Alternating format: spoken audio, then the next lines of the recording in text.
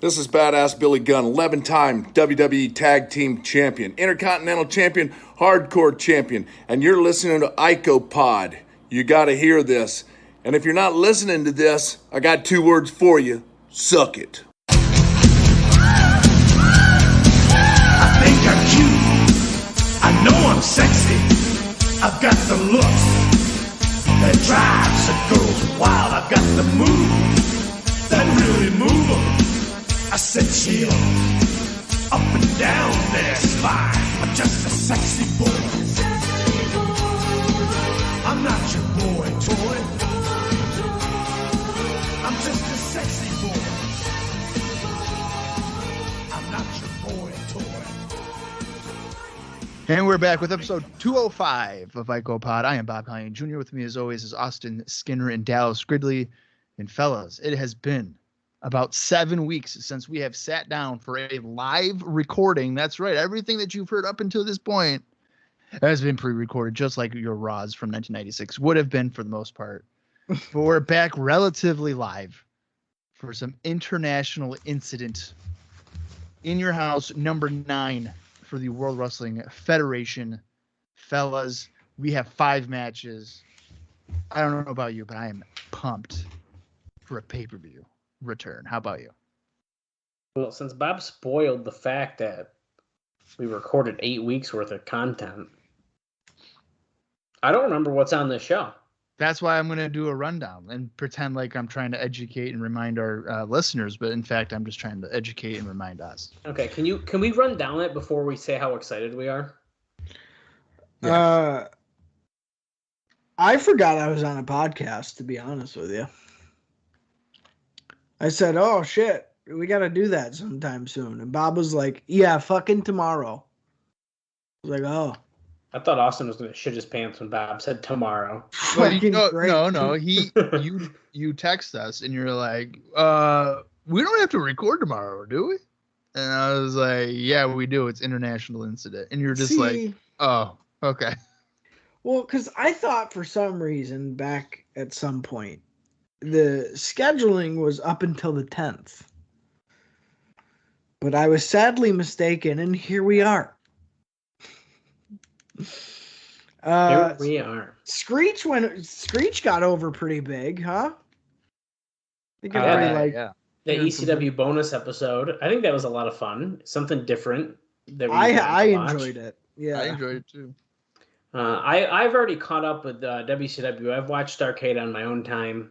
Did you really? I've watched Spring Stampede. No, you did not. Okay, Nah. okay, I know you're fucking with me because Spring Stampede didn't come back till 97, motherfuckers. They don't even try. Ah, shit, okay. There wasn't one in 96. Ah, shit, okay. Well, I didn't, but actually that's something I was starting to do on my off time. I texted Bob and I was like, I'm watching Nitro. So I threw some Nitro on my TV, and then I got to the point where it's like, Starcade's this Wednesday, and I was like, I either watch this, and then I have to force myself to watch it again. Don't. Right. See, that's why I try to avoid that so much. But like I told Bob, I really want to catch up. I want to watch Nitro like we were doing it before, but I need the whole picture. So well, what's stopping you, bitch? Well, taking 8 weeks off, I guess, is one thing. Yeah. But one day we're gonna watch it, and then I'm just gonna watch like the episodes of Nitro between the pay-per-views. And so by the time we get to like Starrcade 96, probably we'll be in the 2000s. Oh my god. So one day I'll catch up on Nitro. You might be right. Who knows? Listen, here's the deal, okay? I don't get paid for this shit. So Sure, to me, schedule is hearsay. Yeah, we got to do it. And yeah, people probably like to hear it. But you know what? I ain't getting paid for this shit. You get paid in laughs and good times with your best friends. I got plenty of them. That account is fucking full, dude. Wow. We've been replaced, Bob. Let's talk about the other accounts. Because that might motivate me, motherfucker. Well, sorry to break it to you, but I don't get paid for this, and Bullshit, dude. I saw I went into your WordPress fucking ads account, dude. Mhm. Okay, pal. There's Then I still a guess pending $90 that you have not deposited into your account. listen, I can't get anything until I get to 100. Oh, you better talk to us in 2000s, buddy, because you ain't gonna Because get it till then. yeah, because I've looked into that before, and it's like, yeah, we don't pay out until you get to $100. And when you're making 12 cents a day, it's gonna take a minute to get there. WrestlingRecaps.com. Go click on Bob's ads on his website. Yeah, please go buy on there or something. fuck you. Yeah, buy something off of one of the ads or. Why, do you have affiliate links? You know what? I was thinking about doing that, like an Amazon affiliate. I may get some kind of kickback from if you use one of my affiliate links. Which nobody ever does that anyway. Never. No one's gonna be like, oh, dude, I'm gonna go on Amazon, but let me go through wrestling recaps first. Or no, that way Bob can get $1.40 from my $40 purchase. Right. I consider doing that for you if you then gave me half of that $1.40. No, go fuck yourself. I ain't doing that. I don't like when I buy an IcoPod shirt, it goes to Bob's bank account. Damn right. He gets $4.28 anytime somebody orders a shirt. So I don't like that. You're damn right it does. I think the you know what? I know the way that we'll end IcoPod is I'm not gonna renew the Podbean server and then just fucking ghost you guys. Just stop talking to us. Yeah, and just say fuck it. I don't have to pay $100 or whatever it is to. The funny part is like I don't live in Syracuse, so realistically, if you cut off IcoPod, when are you gonna talk to me? You know, I think I'm gonna start just randomly FaceTiming you, to be honest with you. Oh, that didn't work last time. Yeah, but it worked on Sunday. Oh. Dude, this motherfucker, okay? Oh, okay. My ship I went on a cruise for the new year. The floating petri dish. Well, everybody on the ship tested negative before they got on, so incorrect. Okay. That's happened before. I was just gonna say, like, I've heard the story. Anyways. It's like, oh, positive. So, well, dude, kiss my ass if you don't like it.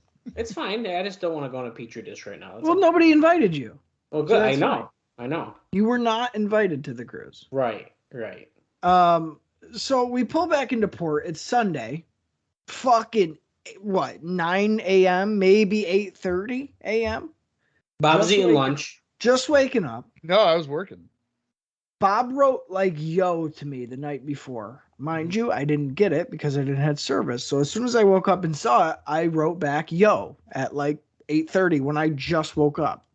This dude in seconds flat fucking FaceTiming me at 8:30 in the morning on a cruise ship.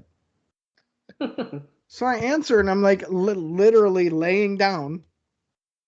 And Bob just starts going. He's in the middle of his day. I've been up since 4 a.m. He's just breaking shit down for me. And I'm like, dude, what? He's like, yeah, just check it when you get home. What time you get home? Just check it when you get home. I'm like, yeah, what the fuck, dude? Yeah, I don't know, maybe. That's awesome. It was something else. That's good. I usually though when the shoe is on the other foot and I call Bob, I feel like I call him at the worst times and he always sounds so pissed off. It's like, oh, and he's like, "Sup? What do you want?" No, I sound like that because I hate talking on the phone.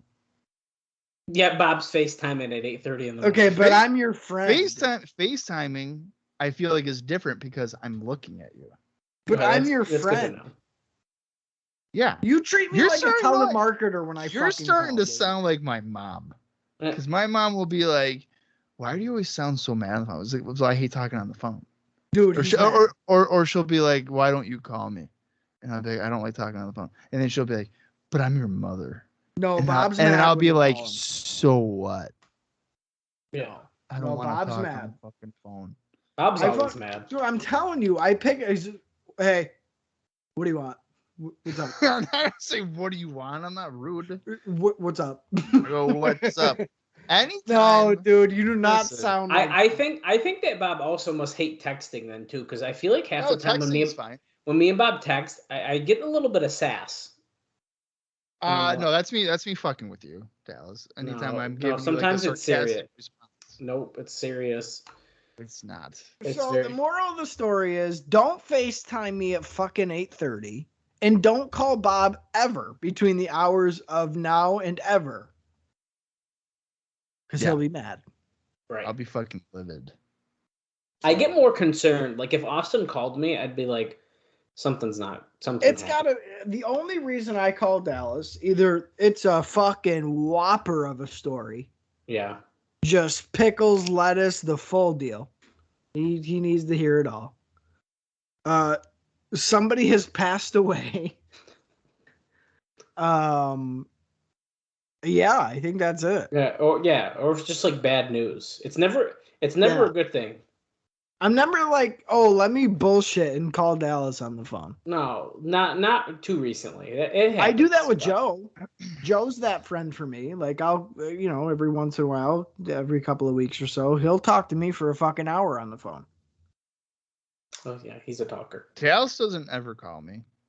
Well, I apparently know why now. Yeah. I've noticed that Austin will call me if I like develop a money making idea potentially. He'll immediately call me and be like, dude, I love it. How are we doing it?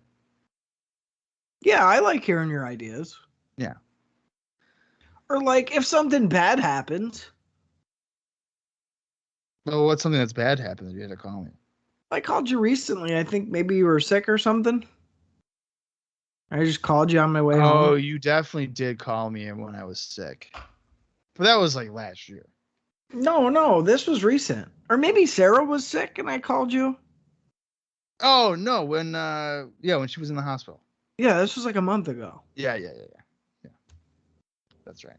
Yeah, Yeah. Notice how Dallas didn't fucking call? Well, to be fair, I was gonna say I don't really have to call you because I talk to you at least twice a week on here, and then we text about every day besides that. So do you really?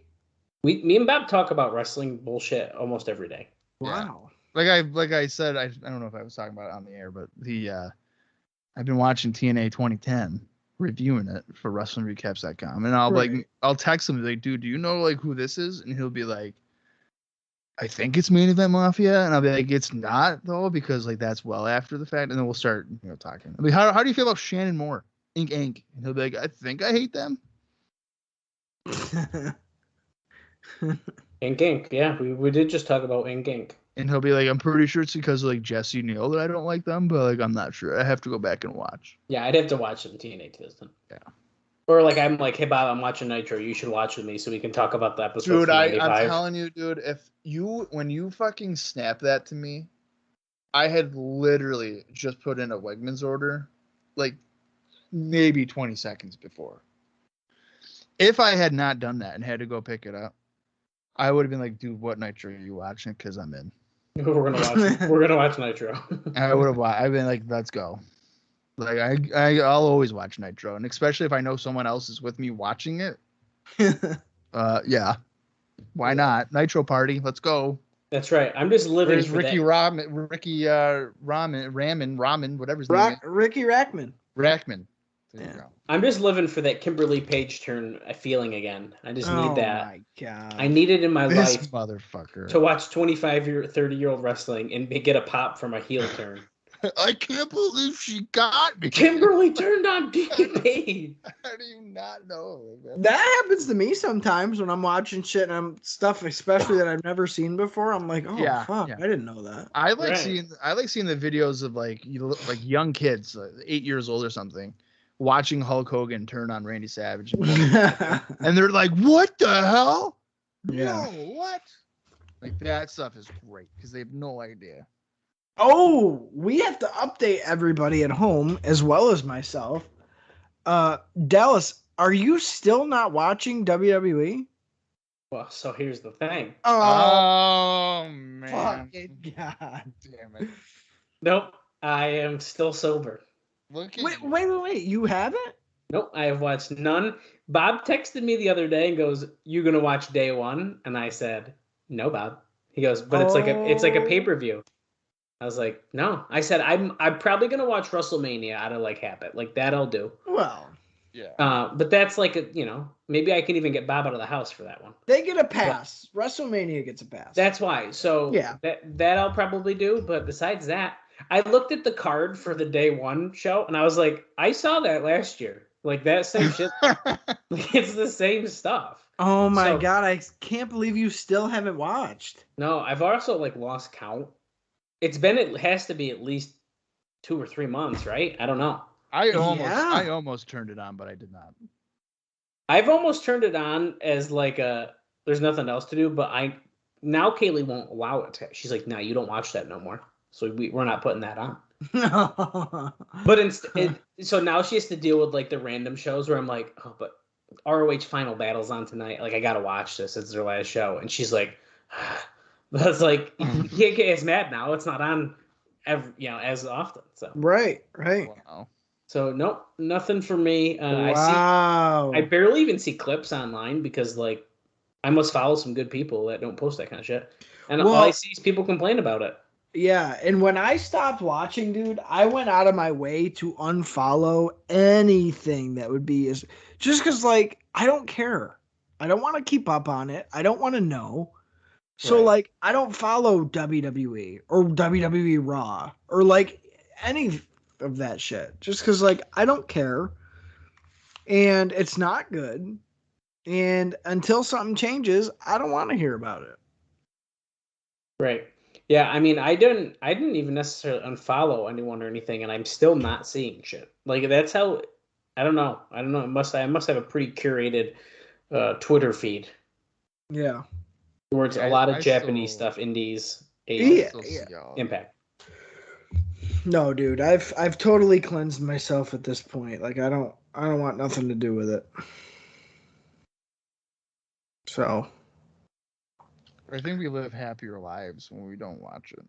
yeah, just watch the old shit like us, and you'll be a lot happier. Yeah. Sometimes. Especially when we love the episodes here on IcoPod. Yeah. Oh, and I just know I'm gonna love International Incident. That is a show I never even knew happened. That's right. Well, speaking of it, that is the whole purpose of why we are here.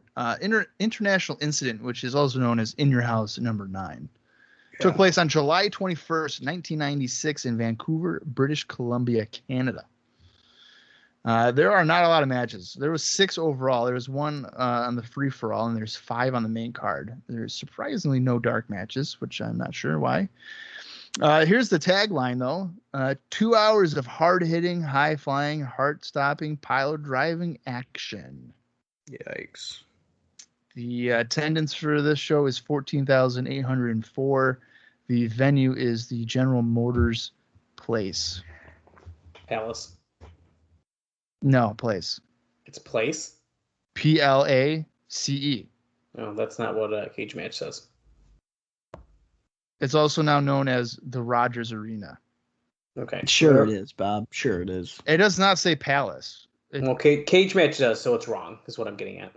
Well, they're also German, aren't they? Yeah, they are. It's a German website. Maybe they Okay. fucked it up. All right. Well, here is what the rundown of the show is. The free-for-all, I'll give the result. Justin Bradshaw defeated Savio Vega in 4 minutes and 44 seconds. So that's what we're missing on the free-for-all. But here are the 5 matches that are scheduled to take place. The Smoking Guns will be in tag team action against the Body Donnas. Mankind is in singles action against Henry O'Godwin. Marc Mero will be battling Stone Cold Steve Austin. Goldust will meet The Undertaker.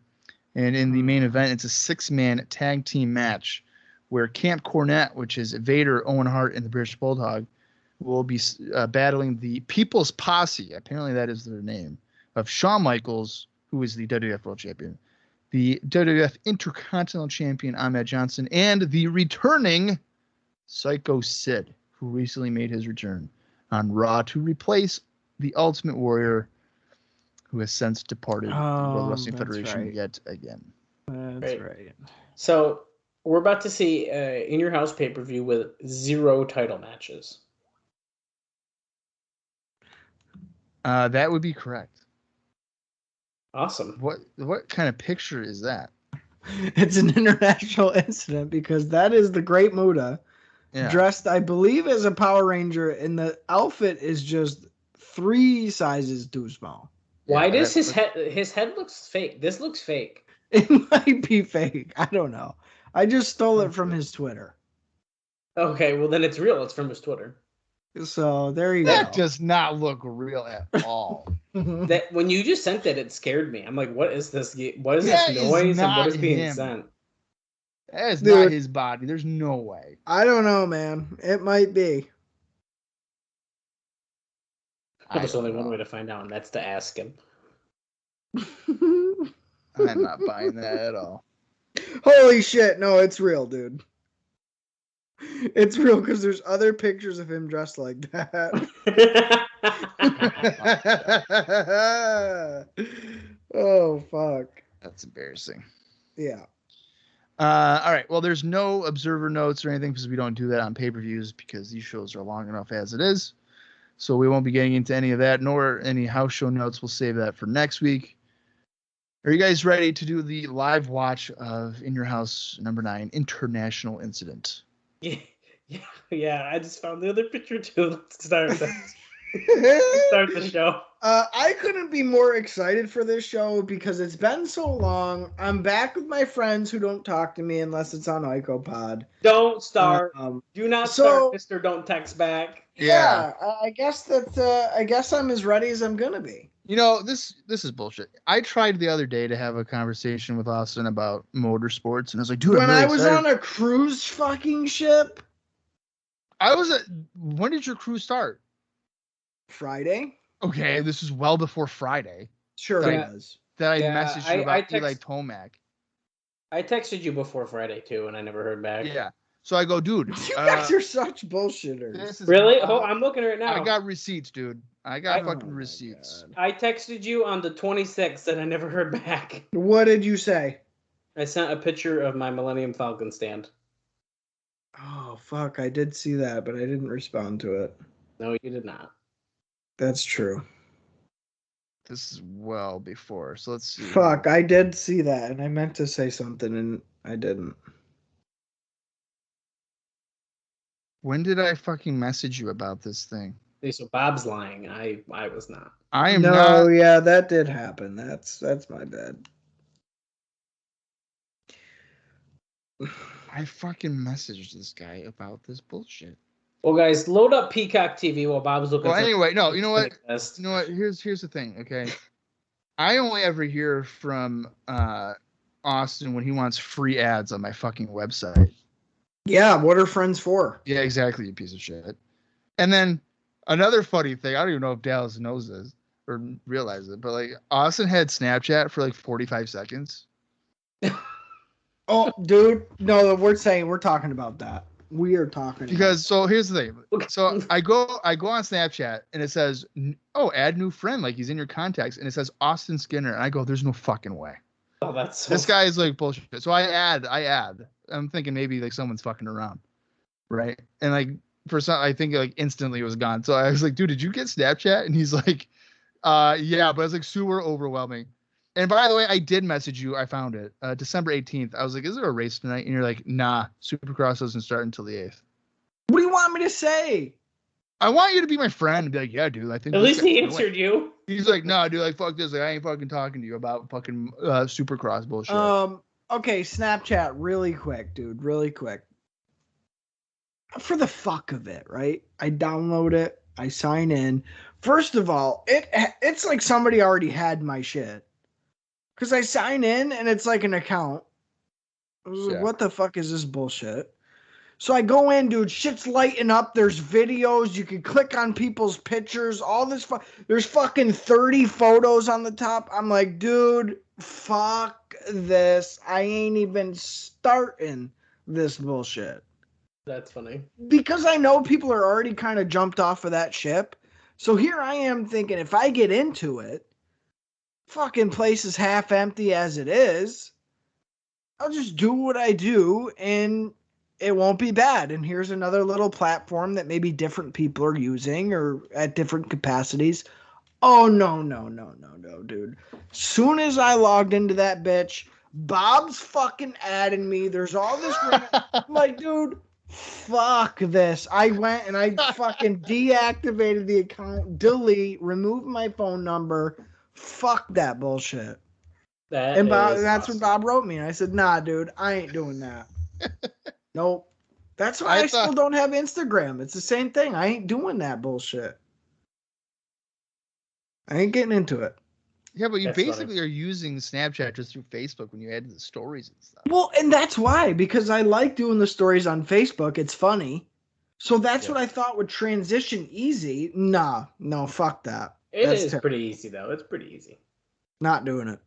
No. Yeah, I mean, I don't like how it has like subscriptions and like I don't know what. Dude, that's why I when I log in and I'm overwhelmed and it's me, I'm like, no. I'm gonna make a Snapchat just for IcoPod. Probably get over. Probably would. I probably have a bunch of friends, and yeah, I think it would go viral. Well, you get nervous about that, so probably not a good idea. I fucking do it, dude. I made one TikTok and it had 900 views in like 30 minutes, and I was like, nope, I'm not going famous, and I fucking got rid of it. So. Not going famous. Yeah. Well, there goes IcoPod, boys. Not today. All right. If you have not gotten onto the Peacock, if you want to watch along, of course, if you haven't gotten onto Peacock, I don't know what the fuck you're waiting for. We've been talking long enough for you to have at least got it paused and ready to go on all zeros. The runtime for this is 1 hour, 54 minutes, and 15 seconds. Is that right, Dallas? Or you have 16? I'm not 16. Of course you are. All right, I'm going to count down from 3. And when I say play, hit that play button. Follow along with us for some international incident, a show that I don't really think any of us are truly excited for. I've never seen it. But since we're, completists, here we are. 3, 2, 1, play. The Wow. World of Wrestling. It actually played when I pressed play. Imagine that shit. Yeah. It's a new year, man. Yeah, right. We're getting some flashbacks from earlier tonight here. Something that we did not see. Is that Jose Lothario right there? Yeah. Yeah, sure is. So Cornette went to whack him with a racket. Jose ducked Cornette, and now Vader's in the ring. Shawn just fucking surfboarded across the ring into it. About killing Shawn's pop on the free-for-all. Yeah, what is up with Yeah. that? What is Well, this? you know what? If I had to guess, I would have to think that Sid is going to get a bigger pop than the Heartbreak Kid. Really? Yeah. We just got a really fancy graphic, guys, and you no-sold it. I was kind of confused at what it was. It was like some spinning shit. Just said international incident. Yeah. Here we are in Vancouver. Wow, these guys are still a team? Holy shit. The Smoking Guns making their way to the ring, the tag champs. So they are the tag champions, but this is still a non-title match? Basically. I think that's very odd. Does anybody give a shit about the tag belts? Does the WWF even give a shit about the tag belts? No. Well, no, they don't. Yeah, so there you go. It feels like forever since I've sat down and watched this shit. Well, it kind of has been, really. Man. Yeah, it's funny. I tried like probably 4 or 5 times to get Dallas to do a TNA show, and he's just like, no. I said, Bob. Bob. We said we're coming back to 5th. That's what I'm doing. Good. Yeah. But I was like, dude, let's just stay ahead of the game. You actually asked once, and it was the day after Christmas, and I said, I'm sleeping. Listen, pal, you were like, oh, maybe we could. We're not going to do anything the day after Christmas. Maybe we could hop on. And I was like, cool, I'm off. Let me know. I don't remember saying that, but I could have. You definitely fucking did. So all this, the next time that you ever, message me, hey, Bob, you want to do one? I'll be, fuck you. Usually you shoot me down anyway, so. Bullshit. Hey, Sonny, blow the smoke, something. There's a sign. We just got a Skip and Zip backstage promo here in anticipation for their entrance, I would assume. Hey, Bob, you know what I was thinking about that I think you need to do? What's that? Because you have all this free time anyway. You've been talking about maybe doing a solo podcast. When did I say that? Well, you've been looking at different ideas that you want to do. I don't know about a solo podcast, but okay. Well, I guess maybe podcast isn't the right word for it. But solo audio. Audio experience. I don't Correct. know what you guys are talking about. Anything that I was mentioning to you guys would have been in written form. Oh, well, nonetheless. But go ahead. Nonetheless. I think you need to do audio on your WWF rebooking. Really? Yeah. What makes you say that? I don't know, because I'd like to hear it, and not have to read it. Oh, thanks. Well, it's not the most accessible. How is it not the most What are you talking about? Well, because it's on that forum, isn't it? It's on Wrestling Recaps. Yeah, but not as current. Isn't it more current on the forums? Right, but I have all of them on my drafts, and I have been. Oh, well, updating. what good does that do me, dude? I've been updating it far more regularly, to the point where I think there's only 24 posts before it's up to current day, to current where I'm at. Well, for example, I was just on a car ride because the port to my cruise is like 2 hours away. So I was driving, and I was thinking, wouldn't it be cool if I could sit here and listen to an audiobook of Bob's wrestling rebooking, so I could sit here and ponder and think about how wrong he is, or how great of an idea that is. Or how he steals the ideas you give him. Correct. And that brought me to thinking, Bob did say stuff about maybe branching out his audio world. Maybe that'd be a good idea. But now that you're throwing it in my face on the podcast, I'm taking the shit back. Okay? So here's my question for you. How long do you think a podcast episode of that would be? 20 minutes. 20 minutes. 20 minutes. No, I think I feel like it would go longer than that. It shouldn't. I don't know if I've ever revealed this. Oh, boy. But. Oh, boy. He's already 10 episodes in. No, I did. I did try to do that before. Yeah. And I don't know. I felt kind of awkward. Yeah, I could understand that. Well, I think if you were to, this is getting way over your head in high tech, but if you were to incorporate, transitions or little snippets of crowd, or, you know what I mean, and kind of fancy it up, I think that could be something. But no way it should be longer, I think, than 20 minutes. I mean, it's a matter of you reading through it. Right. I don't know. I like the idea. I guess you don't fuck me, okay? No, I do like the idea of it. And I asked how long do you think the episode should be? Because, for me, I'm programmed to think that a podcast should be at least an hour. No, absolutely not. So, because, when I was doing that, when I did, I guess a trial episode or whatever. Yeah, the runtime was maybe 25 minutes. I think that's good. So. I don't know. Coming soon. Listen, if people listening to this would be intrigued by an audio version, and maybe I can even give my reasonings as to why I would book something the way I would book it. Or exactly. Yeah, exactly. I mean, then that's something I would maybe consider to do. I don't know. Especially if the expectation is okay, it'll be a half hour long. And I would probably do a month worth of the shows, here's January of 93. Right. I don't know. I thought it was a cool idea. I was thinking about it in the car. Just like Johnny B. Smith does with IcoPod. He sits in the car, he listens to it. That's right. It's maybe if you don't want to listen to IcoPod, like me, I don't want to listen to it. And Johnny, I want Johnny to know that We have found out that he's been making playlists on YouTube. You son of a You bitch. piece of shit. You are trying to take our good name Yeah. and credit yourself with a playlist. If I had a fucking lawyer, he would be calling you. And I don't care about the time differential because right now it's 7 o'clock here in New York, which probably means it's about 2 a.m. where you currently live. And guess what? He'd be fucking calling you and waking you up and being like, listen here, Mr. Smith, if that is your real name, why Mr. the fuck Smith. are you making a playlist of 117 episodes of I Go By? For God's sakes, if you're going to do it right, it should be every fucking episode, which means, you know what, Johnny? You outed yourself.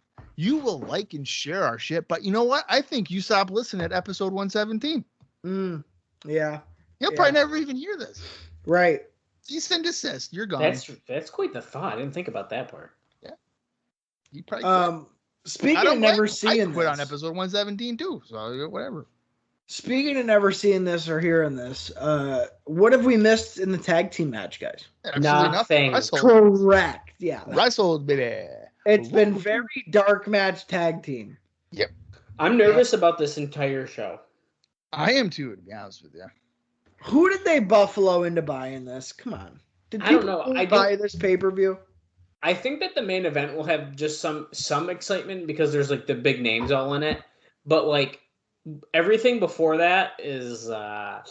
Well, here's the thing too. The main event is really the only thing that really has built. I mean, I guess. Well, wait, it's Mero in Austin, right? I take that back. But that's not really a story, right? But I do think that match has some potential. That will be maybe potentially good, yeah. But like in terms of storyline building, like investment, it's really the only main event. Sid's only been back for like what 2 weeks, so it's like not even really a big deal. I mean, Goldust and Taker have a little bit of history going on, but like, who wants to see that? Who wants to see it? No one. Their matches suck though, so that's what did Sunny just do? She pretended she got hurt so that the that's her usual deal, and they just like double clothesline skip. Yeehaw! Who's the heels here? The Guns. I was gonna say, I feel like it is the Guns, which is kind of weird when you think about it. That is so weird. The Donnas are definitely baby faces here. Which sucks because nobody cheers for them. Come on, Skip. Yeah, nobody says that. Do you think they named him Skip because like people skip his matches? I do. I don't. I like Chris Candido. I know we've had this talk, and I know Jordan sent Austin some death threats. He did. Regarding his disliking of Candido. Well, here's the thing. I think Jordan at this point is our only fan. Probably. We don't even need to start OnlyFans. We already have an OnlyFan.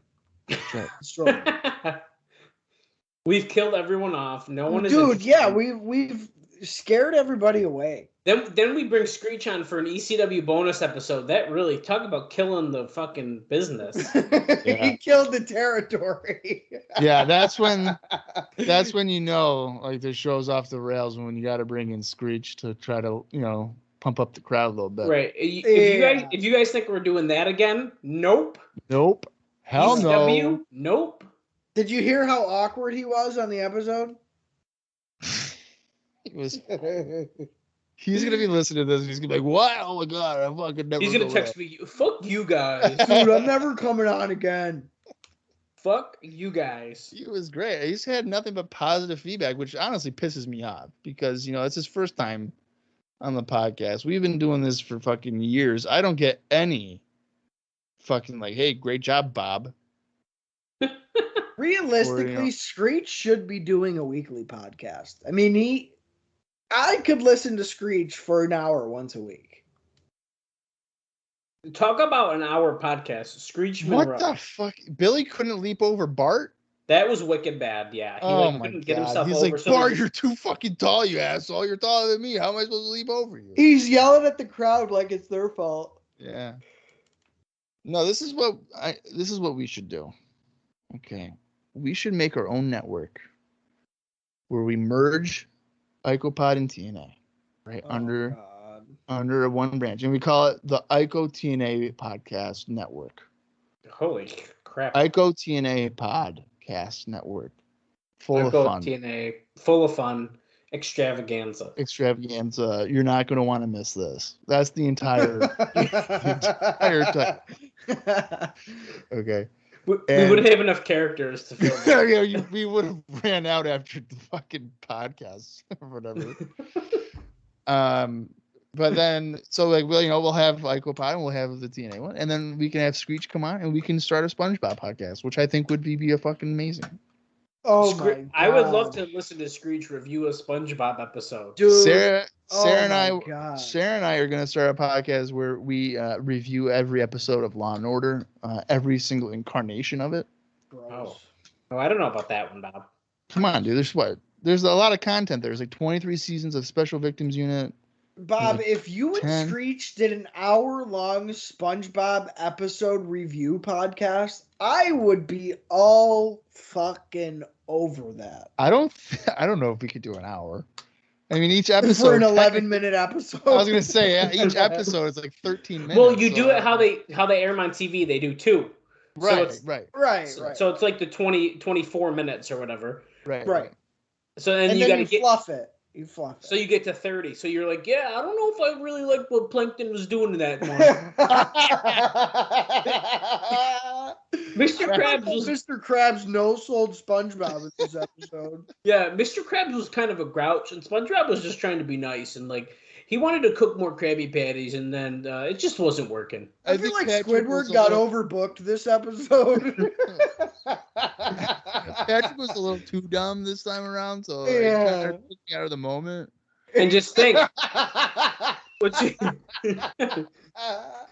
you get through them all, now we have the Patrick Star spinoff show. They got Camp Coral, the movies, your bonus episodes, the SpongeBob, yes, holiday episodes. I mean, this is the thing. You know what's really upsetting, and the fact that this tag team match is still happening. Right. Don't really understand why. Back to the buckle. What is really upsetting is that I've watched that Patrick Star show. I didn't even know that was a thing. I don't think it's very good. I think I saw like one, but I didn't go out of my way. Patrick is a great secondary character, but is SpongeBob not in it? Not from what I have seen. No, I think it's like he goes home family. or something like with his family, so it's like not in the same area. It's really weird. Oh wow! But it's like they still have like a pet, and like it's still like imagine just SpongeBob, but it's Patrick. I don't know. It's weird. Yeah, that is weird. I haven't turned on anything on my TV besides the Game Show Network since I found out it is on YouTube TV. I watch game shows 24/7. Right before I came on, we were watching Chain Reaction. Or no, not Chain Reaction. What were you watching? Tug of Words? Did you watch that? Or Common Knowledge was just on. Common Knowledge with Joey Fatone. Yeah, that was the one that. I'm really upset. I'm missing the People Puzzler new episode during international. Fucking recorded, dude. You guys sound like you're fucking 90 years old. It's disgusting. Dude, game shows or something like. I don't it's think so easy just to have it on and just like background noise. You don't have to really pay attention to it. You can start guessing the answers. I mean, I love America Says. Me and Kaylee will be like cooking and start yelling out answers. Yeah, dude. They'll be like, "What's the pizza?" I'll be like, "Pie," and they're like, "No, it's freaking pizza or something." I'm like, "What the fuck?" No, it's not. Look at that double team move. This match has been so sloppy. 3. Oh shit. That was a very long pinfall. Did they win? They won. Belts? They pinned the Smoking Guns. They did not win the belt. No, it is non-title. Sunny's pissed. She's going to fall out of her top, which is not a bad idea. Well, she's pissed because now she's going to have to go back to the Body Donnas. And she's, listen, guys, I can't be just going back and forth. Somebody needs to win more than one match in a row. This is pissing me off. This is what she's talking about. There were so many sloppy moments in that match of just mistimed or like poorly executed. Not a good match. No. At all. Like, watch this replay here. We're getting a drop kick with Dr. Tom up on the. Oh, that's Skip up there. Real shitty. That was not a good drop kick. No, and like Let's show look it at again. how he's from a different holding angle. him. He can't even hold him up. Yeah, not a good drop kick. So let's show it again. Terrible. Skip almost broke his own neck doing that. Right. Well, that's what I'm saying. Look at Sunday. We're still champion. That just took forever. Yeah. So, all right. You know what? So if people are interested in a audio version of rebooking the WWF, which would be probably like a half-hour podcast, and an hour-long podcast with Screech should just do it by himself. I know. I feel like, though, let's say he watched like a half-hour episode of Swan Show, I feel like it would go an hour and 45 minutes because he would just like giggle with like stuff that would remind him of jokes. He'd be like, oh, yeah. Yeah. So, that'd be funny. We're getting another recap here for the free-for-all Cornette. We can't. Cornette's talking over it, saying that he pulled his switchblade out and tried to cut him. I believe that's accurate. That did happen. Can we just talk about how Shawn fucking floats in there like butter across the hot skillet? And Shawn wearing a buttoned-up jean jacket with his wrestling tights. Yeah. We're backstage. Mr. Perfect's the interviewer for no reason at all. Yeah, wasn't he just like the special referee for the King of the Ring match? Now he's employed to be an interviewer again? Does Owen Hart's hair look weird to me, or is it? Well, that's Diana. That's not Owen right there. There's Owen. Owen's got a weird bangs job that he did here. Okay, yeah, I don't like it. If anybody has that Owen Hart shirt. I was just going to say, I do like that he's wearing his own shirt. I am getting a kick out of that. Yeah, send us a DM if you have it. At IcoPod on Twitter, at IcoPod on Facebook. Apparently, if you type in Bob Cowling on YouTube, you can also find us on YouTube. We just learned that earlier. Yeah, we have a full YouTube channel that we didn't had no idea. It was whatever. Throwback. Mankind making his way to the ring. He's getting the jobber entrance here on pay-per-view. No, who's he facing again? Godwin. Henry Godwin. Yeah, I had forgotten. Why is he facing Henry Godwin? Needs someone to beat up quick. Oh.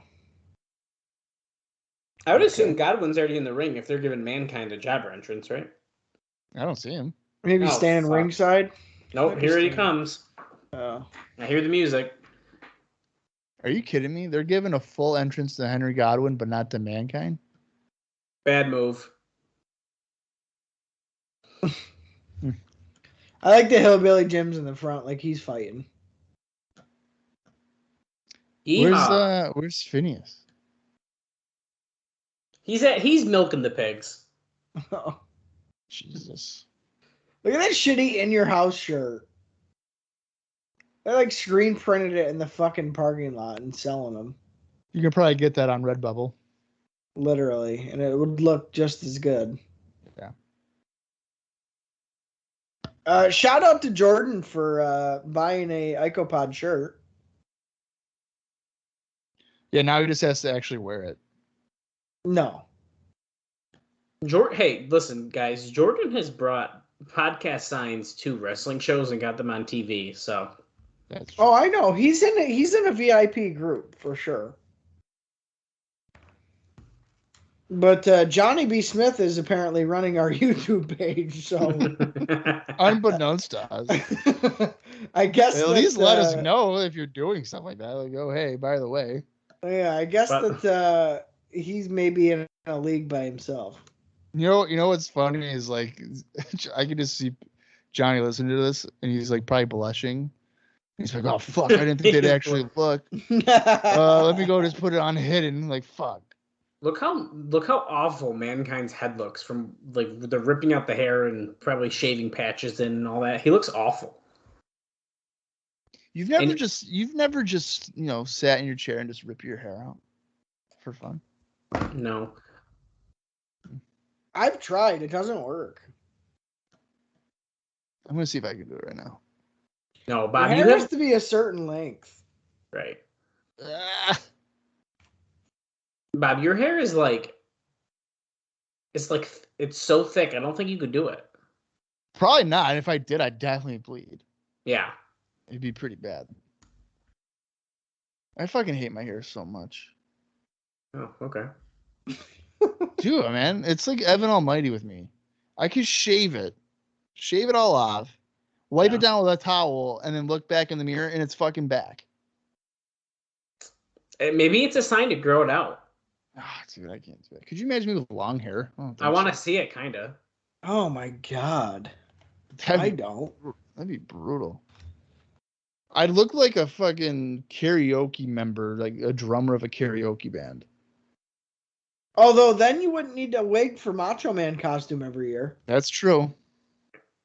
That's a good point. Bob came over my house on New Year's in this fantastic sequin Macho Man jacket. Dude, I'm still jealous of that. It's even better in person than the pictures look. Still jealous of that. Right. Yeah, so I don't know if I told the story about that.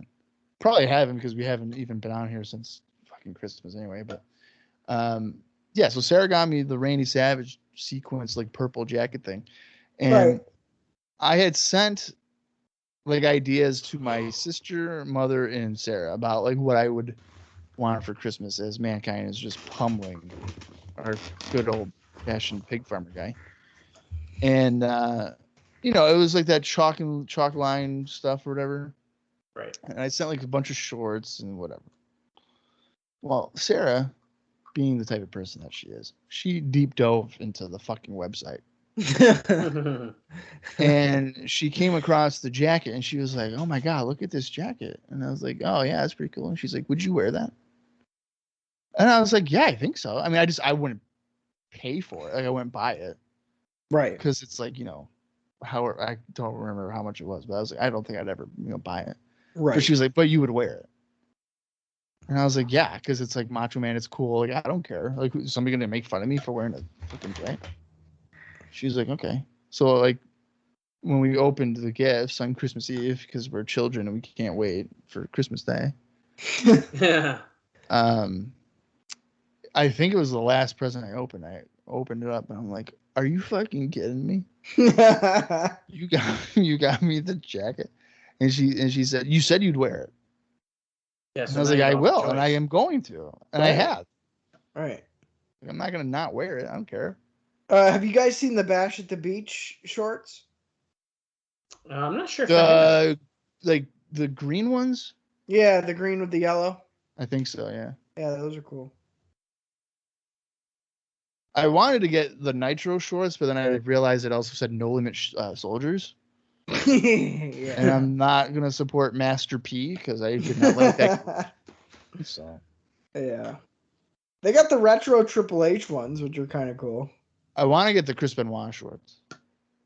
If you do, Stash Pages is like a guy that I buy from a lot.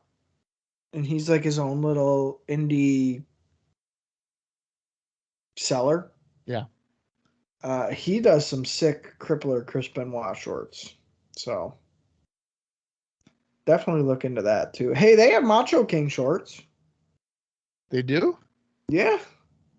I got the They almost look like NBA shorts. I got like the Macho USA ones, the blue ones. No, these are That's like the ones I got for Christmas from my sister. Yeah, those are cool. I haven't been on this website in a while. Mankind is destroying Henry Godwin here. I love how he just did a swinging neck breaker, but no part of Godwin's head hit the concrete. No, just Mankind's body. Yeah. The Razor Ramon shorts are really cool. The Brett ones are good too. Yeah. There's a lot of cool shit. Yeah, I haven't been. Oh, you know what? Here's a random thought that I saw today or the other day. It was like the anniversary of that Evan Bourne Randy Orton spot. Mm. Do you remember when he does like the shooting star catches in the RKO? Oh yeah. How does hitting the RKO there add any impact to what's happening? Because Evan Bourne's going to land on his midsection. No. Bob, he drives him down. I don't think that's how that works. Drives because he catches down. him and he clearly like guides him down delicately. But people are like, dude, this is the most fucking amazing spot of my entire life. I've never seen it. And it's like, I don't think really. Like, it's not like he ever twists their head. Like, I'm going to break your neck as I do. No, it. there's no difference Because whatsoever. Godwin just did a clothesline to Mankind. He's fired up. He just did something with his hands, but it looked like he didn't know what to do with his hands. So he just did like a snap motion as he gets dumped back onto the concrete. Because this Mankind's a lunatic. Dallas, could you imagine if we had chalk line back when we were wrestling in your backyard, dude? Oh, Oh my god. We'd have the best fucking outfits ever. I'm telling you, one of these days for wrestling recaps, I want to go through and I'm going to review all the ROA shows.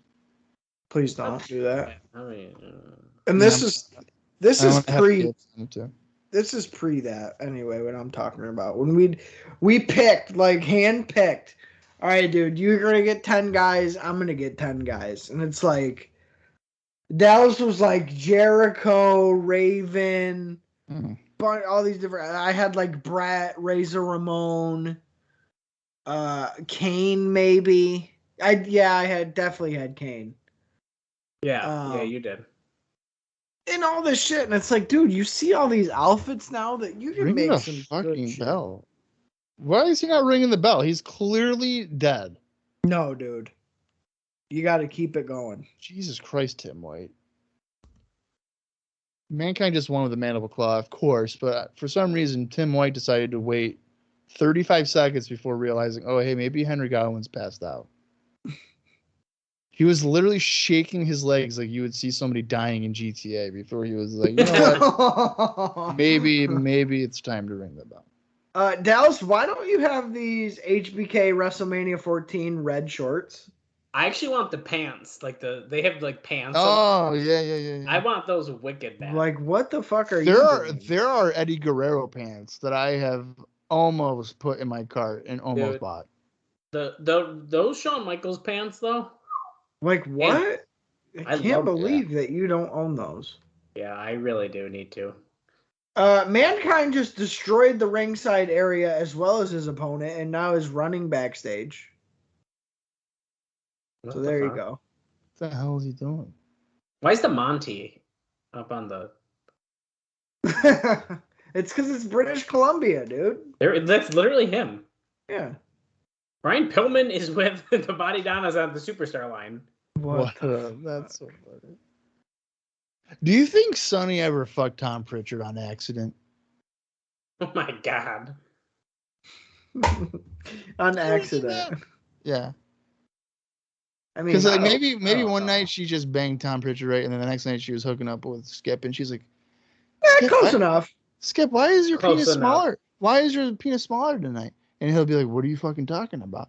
And she'll be like, well, last night it was like wicked big. And he's like, just railing me. And he'd be like, we didn't have sex last night. And she'd be like, well, then who the hell did I have sex with? And that's when Tom Pritchard's just like, yeah, that's right. Sunny days ahead indeed. I don't know, dude, if that's good. I don't know if that's good, dude. What's good? If that were to happen. I think it would have happened. I don't know if I like that idea, dude. What? Hooking up with Tom Pritchard? Why? Tom Pritchard can't get any love? Bob, I'm sending you these, and you better fucking buy them. What? Because if you don't, are you even truly a fan? Is what I need to know. Like, check that shit out. Steve Austin in the ring. By the way, he's got some sort of graphic on the back of his trunks. Stone Cold.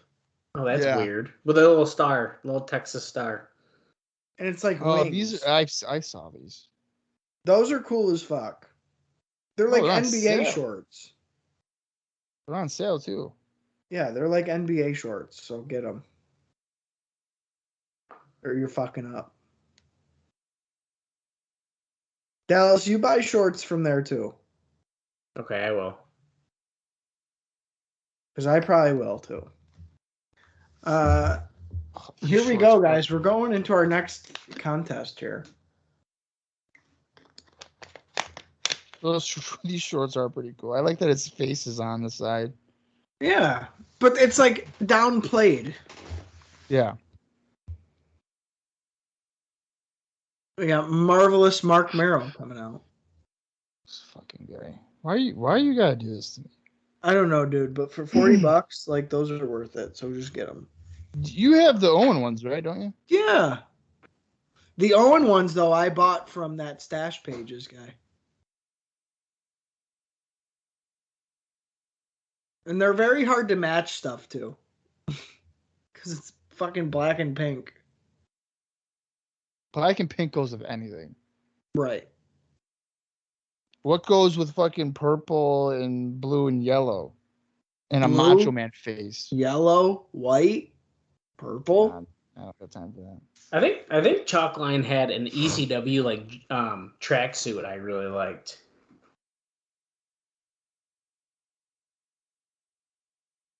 I want a Marc Mero t-shirt where he's just looking through his fingers.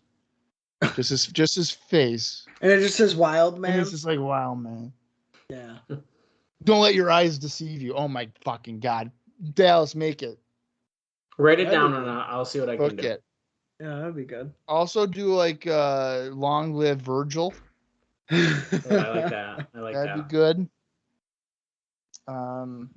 Adam Bomb appreciation t-shirt would be nice. Adam Bomb's got cool ass shirts already. Yeah, he does. I just need to suck it up and buy one, probably. Steve Austin starting off by whooping Marc Mero's ass here. Marc Mero's throwing some of the bitchiest punches I've ever seen in my life. Yeah, what was that? He's a boxer. I'm pretty sure he learned those from Michael Jeffrey Thompson at some point in his career. That's funny. See, I don't like that Steve Austin's working these little stupid wrestling school moves. Why not? It's that ship has sailed. I don't know. He's still working as if he was stunning Steve, and he's not anymore. I can see. Like even the way he took that bump. That's what I'm saying. Yeah. The arm twist was like something Steve would do. Yeah. It's just we're beyond that now. Oh, he countered it, but Mero countered it again, and Wildman is in control still. The logo on the back of the tights is really weird, and I remember that being on his leather vest at some point, but I never remember it being on his tights. I don't like it on the tights. No. It kind of takes away from his aura of being like a badass. Right, and then he turns around and he's got a powder blue winged fucking logo with his name. Yeah, it is kind of weird. Yeah, it's like when you would see Lance Hoyt. You'd be like, oh, wow, this guy looks like a tough guy. And he's got an angel wings fucking tram stamp on his lower back. It's like, well, I don't know if I can take that guy seriously. Now, would I tell Lance Archer that to his face? Yes, I would. He's actually really nice. Yeah, I know. But I would tell him, like, listen, dude, you are tall and you are very intimidating. But only one of us has a tram stamp tattoo. And I'll tell you what, it's not me.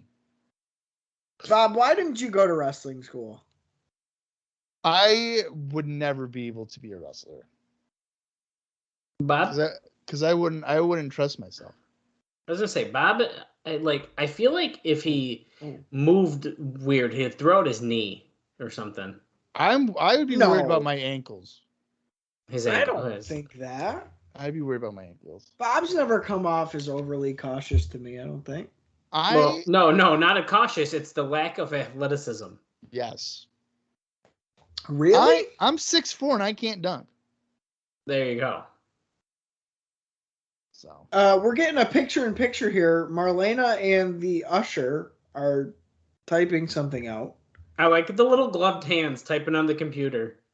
Are they talking? What are they saying here? is that even a real computer? That looks very tiny. Looks like a typewriter.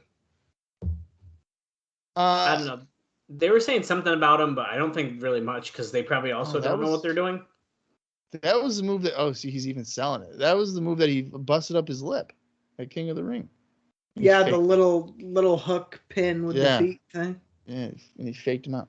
I would have gone to wrestling school to be a manager, but I'm too tall. But they don't even really do that anymore. Yeah, well, you still like have to like go through I the would things have- and then I- just transition. I would have been a fantastic promo. Probably. Oh, he's getting cocky.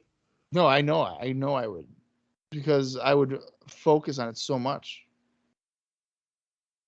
Because that's all I would have to do. I feel like a lot of wrestlers, they focus so much on their wrestling that they don't care about their promos, Right. and that's why they're bad promos. Well, that goes for the companies as a whole, though, too. I feel like it's just written down for you, so just read it like that. Doesn't matter if it's good or not. Yeah.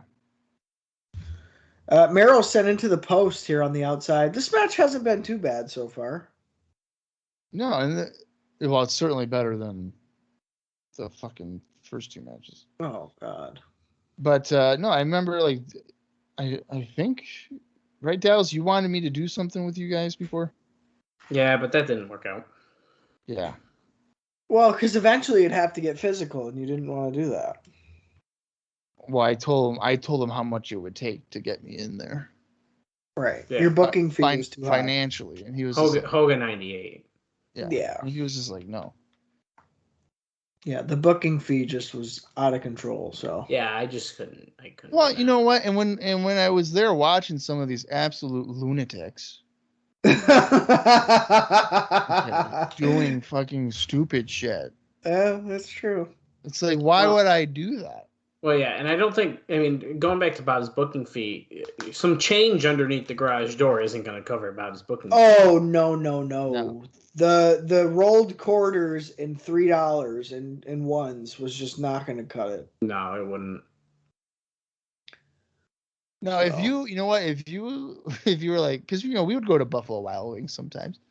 So like, if Dallas was like, listen, Bob, I will cover your chicken wrap, and I would be like, you know what, I'm in. Yeah, right. No, you would not have.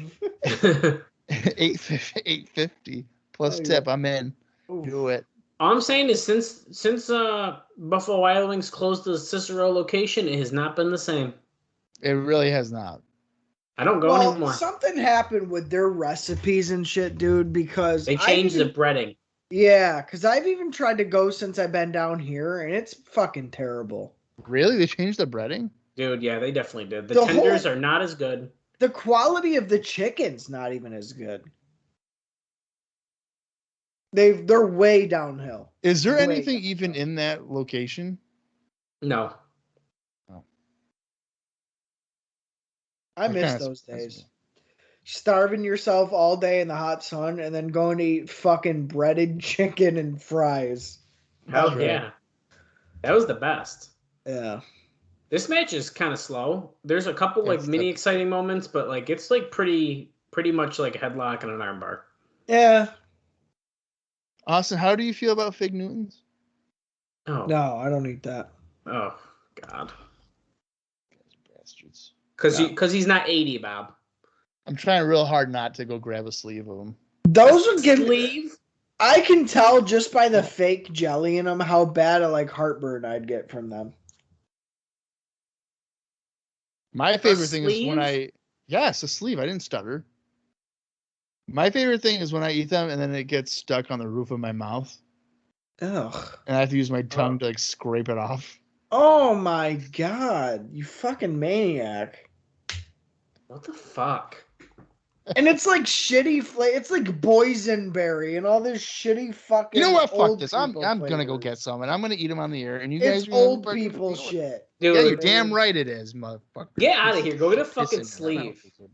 They What taste like the body of Christ at church. Bob, he tries to argue with me the other day. Dude, Fig Newtons, maybe you like them now because you're an adult. No, fuck that. I'm not fuck eating off. those. They're terrible.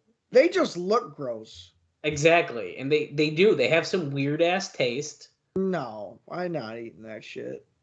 Marc Mero takes Stone Cold over the top. Hey, look, the Usher and Marlena are ringside now, bringing a golden letter to Jerry Lawler. Oh, God. Mero just rolled off the apron with a senton onto Steve Austin here. Steve Austin's looking a little chubby. I was actually thinking that too. Yeah.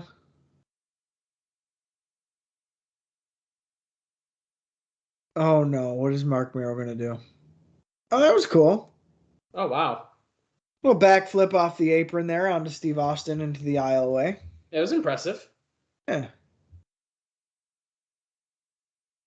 I feel like he's maybe slowly just being Marc Mero and not focusing on the wild man gimmick, Yeah, I agree with that. which I'm okay with. Like, I like that. Close call there. Close 2 count. Vince was so confident that was a 3. He's like, he's got him. That's 3. Oh, I thought that was. Oh, wow. They also haven't been zooming in on Sable every 10 seconds, which is nice. They've done a decent amount, but I feel like it has been less than normal. Yeah.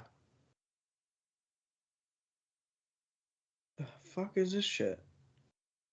Oh. Oh, fuck. Gets crotch on the top after he stood up. Stone Cold pushes him off.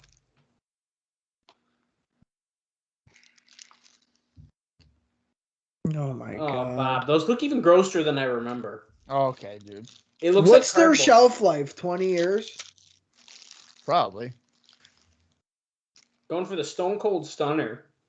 Marc Mero caught himself on the rope. Slingshot leg drop. 1, 2. Oh, no. What flavor are they? Apricot? No. That'd be good. That'd be too good. I don't know. It's like a berry or something. Yeah, well, they look very disgusting. Oh. That's gotta be it. Eat him a stunner. You got it. Oh, hell yeah.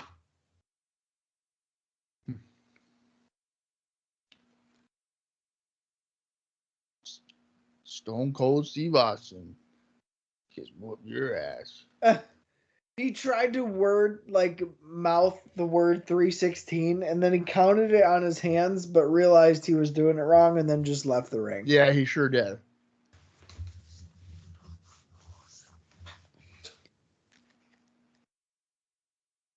He's probably thinking, fuck, I don't know how to count. I didn't hate that match, guys. I really didn't. I didn't hate that match at all. It's been the best one on the show. Yeah. That's maybe one of Marc Mero's best matches. I could agree with that.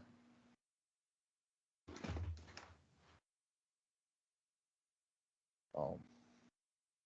Oh, hell yeah. Dallas, what's your time check? I am at 45 minutes and 38 seconds. 39:40. Oh, it's not that bad. What's that mean? That bad? Oh, I thought you meant like where we're at together. I was like, what's that mean? Why is Bob Backlund in the fucking crowd? I was hoping we'd never see him again, and I guess I'm sadly mistaken. I'm so confused. Why does he? If I see him wrestle a match in 1996, I don't know what I'm gonna do with myself. There's no fucking way. What is this? Ahmed and Shawn, are they fighting the Guns now? Yep. And it's put up or shut up Oh. for the tag team titles on Raw. Fuck off! It's gonna be a DQ. Get out of here. At 8:57 p.m. Yeah. No. As much as I want Ahmed Johnson to have 2 titles, it ain't happening. That's a DQ if I've ever seen one coming. Here we go. I'm really confused. 45 minutes in or whatever, and now after this is just the 6-man. Yeah, I bet you we have another interview after that. I don't know. They're gonna milk the shit out of these next 2 matches. I have a feeling this Undertaker match, we're gonna want to die. It's not even a casket match, right? No, dude, it's just a boring old Undertaker singles match. I've never understood that. How you start off with a stipulation match, and then when you do rematches, there's no stipulation to it.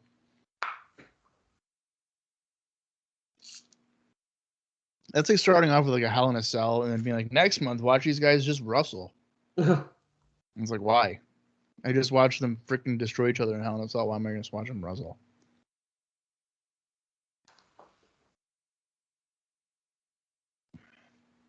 Two months ago at Beware of Dog, Mankind appeared out of a casket and shoved his fingers down his throat. Some girls like that. Jeez. But not The Undertaker.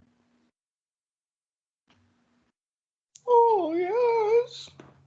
Oh, by the way, I think we've never congratulated Jordan on air for knocking up his wife again. Oh yeah, it's very I didn't exciting. know about that. Yeah, I think it was shared on Twitter. Yeah. Oh. He was like, look at this, guys. My semen still works, and now my wife's pregnant. So, I congratulations. hope he's not actually naming his kids after us. That would be a shame. That would be pretty bad.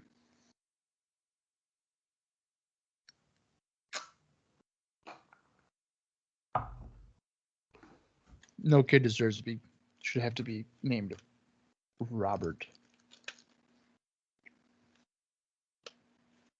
That's just sad. Oh, here we go, guys. Dum. Dum. Austin's favorite wrestler, The Undertaker. Yeah, you noticed how I'm not really paying attention, right? Well, you probably should, because you're on a one match streak with The Undertaker of enjoying his matches. That's a good point. You might actually enjoy this.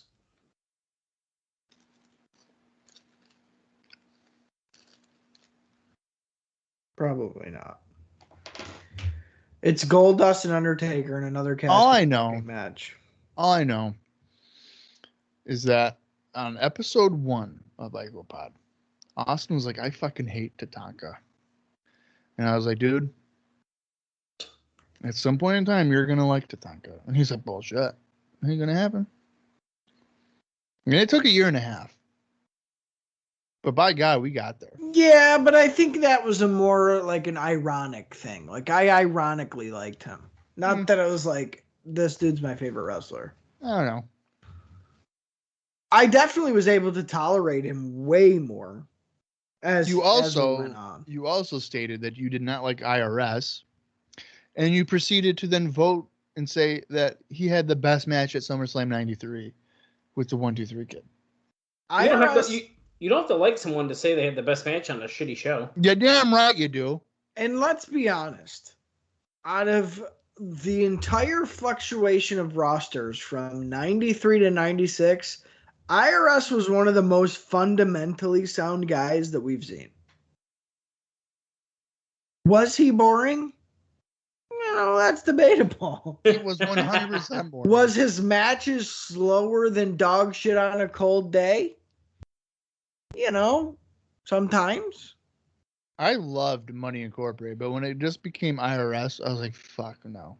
Nope. Tuning out.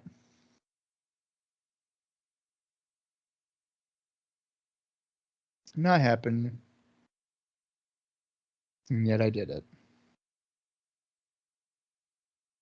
This entrance is taking 5 years. I know. This is like brutal. That's how Come on, guys. You guys love The Undertaker, guys. Here's your guy. I'm not saying I like him. Oh, you're a huge fan. I'm just saying that I like him. I enjoy his stuff like 2002. Big Evil? Yeah, dude. Oh. You're going down, something.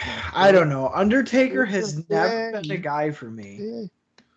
And it's like, oh, I could really go for some Undertaker match. One of my favorite feuds for the Undertaker is against Brock Lesnar in 2002.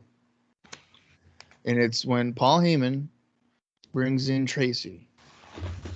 And he goes, and Tracy's like, hi, Paul, or hi, Mark. Remember me, Tracy? We had sex at the hotel 3 weeks ago. And Taker just deadpan goes, I don't know who the fuck you are. never seen you in my life. And eventually it's revealed by Stephanie. Of all people, Stephanie. She's like, listen, girl, you can tell me. You're just screwing with them, right? I guess not. And Tracy's like, yeah. Yeah, Paul told me. Paul told me to do it. And it's Stephanie's like, I knew it, you slut. Get the hell out of my office. Oh my god. So Goldust is on the outside here. He does not want to get in the ring with the Undertaker. He is scared beyond. I feel like aside from the Ahmed match, is that every Goldust match where he just is on the outside for 10 minutes before? I don't know. I think Goldust started with just immense potential. Within the last month, 2 months, we're off a cliff, dude. I knew that we were in trouble with him when the night after the Royal Rumble, he lost to Brett clean. Yeah. That was rough. You know what is rough? We were watching, I forget, maybe it was The Toys That Made Us or some documentary thing. Dallas, I already know your answer. But to the people listening at home and to Bob Colling Jr., did you ever fall into, whether your parents did it for you or not, did you ever fall into like the Beanie Baby craze? No. I think my sister did for maybe a minute. Because I can vividly remember my aunt having ones like special, like you can't touch them Beanie Babies. So like my cousins always had a ton of them that they played with and that they liked. And I remember back, and I can remember having some myself. And seeing some of the price tags on those fucking things now, dude, is insane. There's a Beanie Baby out there that's worth $100,000. I might have had like a Vikings Beanie Baby. You know what I mean? Like not like a. Oh, okay. Like that type of stuff. Yeah. I feel like I remember like Beanie Babies were supposed to be like these super rare things or whatever, and then the company that made them or whatever flooded the market and made them all pretty much like nothing. Yeah. Yeah. So that's what I remember hearing about. At this time in 96, if you can get your hands on some Beanie Babies, if you're listening and you're in 1996, go ahead and go get those. Beanie Babies, huh? Yeah, dude, you had Beanie Babies. I might have had a couple, but like I wasn't like those crazy collector. I was a kid. Yeah, I didn't have it. Yeah, well, that's what I'm saying. I had a couple too, but my aunt had a ton of them. Oh. In like special displays and stuff. Wow. So like my cousins always had a bunch because they liked to play with them. Yeah. So I had a couple that I liked and played with. Mm-hmm. But no, we had. I was just telling Bob we had seen this documentary over the weekend, and it's like, dude, I heard it. Them are worth so much money. I heard that documentary is very good. It is. It's good. It is good. Goldust here. His look reminds me of a Beanie Baby. I mean, that's where I got it from. Oh no! Choke slam on the steps. That looked pretty not great. Well, he sat on the steps, and then yeah, he did. And he was literally also, his butt. Yeah, he was also looking back to make sure he didn't like get really hurt there.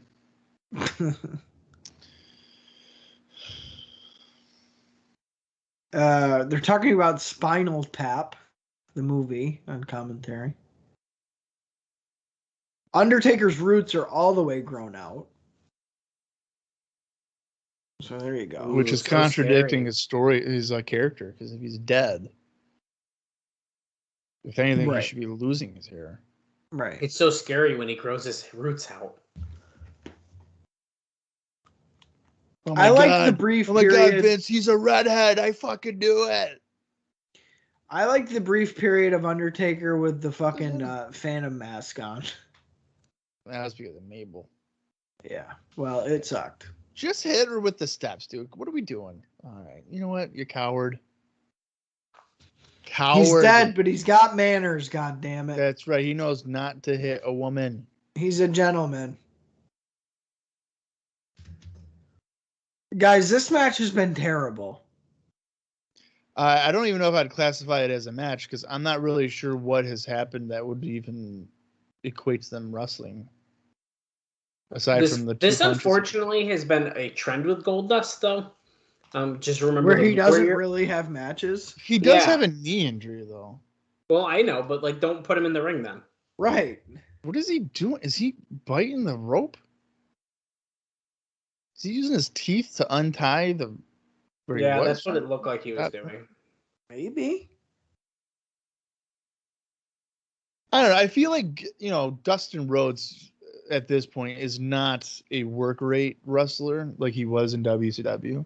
Right. But I feel like in a lot of like WWF in general is mostly like, characters. You can get by on your character. You don't need to be. Right. Look at The Undertaker. Right.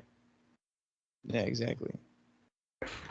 Because, you look back at like, WCW 92 when Steve Austin is regularly having 15-minute, fun matches with Ricky Steamboat. He's not having that same type of match here in WWF. Guys, I want you to know we are like just under an hour left of the show with one match left. We've passed the 59-minute and 14-second mark of an hour. I really don't know how. I can't even unless Sid, Ahmed, and Shawn each get individual entrances, which is probably going to happen. Yeah, that's 3 minutes alone for each guy, probably. So maybe they'll be able to fill it that way. Yeah, I don't know. Well, because he had Piper at WrestleMania, which was good. Are we talking about for Goldust? We were surprised about how good it was. Yeah, but that's a brawl. Right. So still not wrestling. Right. At least that was advertised as that, though. Right. Yeah. He had what? Jerry Lawler. Who? Didn't he have a thing with Jerry Lawler? Goldust? Yeah. No. He had Warrior. Warrior. Fucking yeah. Yeah. He had Razor at Royal Rumble, which I don't think was a bad match.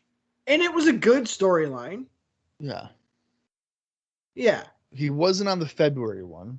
Right. So yeah, you had Piper, and then you had Warrior, and then Taker, Ahmed, and then Taker again. And the Ahmed stuff was good.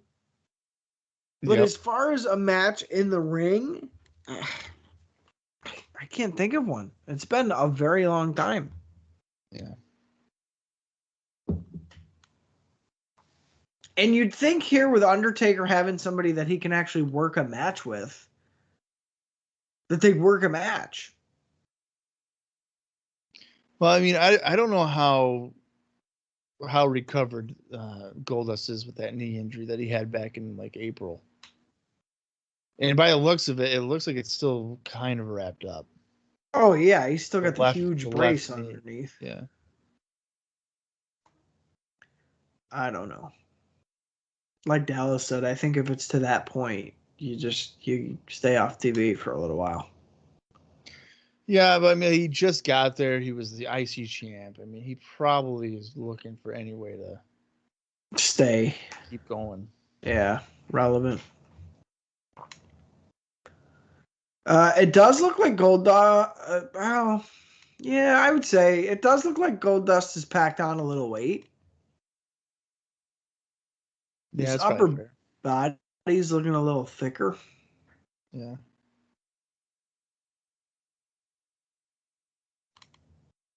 Yeah, I don't know. He's taking it to Undertaker now, though, which just means Undertaker is going to hit his one move and then pin him. Right, exactly. That's pretty much how this match is going to go.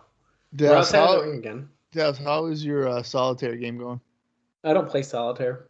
Why not? I don't know. Kaylee plays solitaire hours a day. Really? Yeah, dude. What's her success rate? I'd have to ask. I don't. I just make fun of her for playing so much solitaire. Is this not a casket match? No. No. Oh. That's why I don't understand. Like, I don't understand why it's even. You don't start with a stipulation and then revert back to Had a just singles match. Yeah. Doesn't make any sense.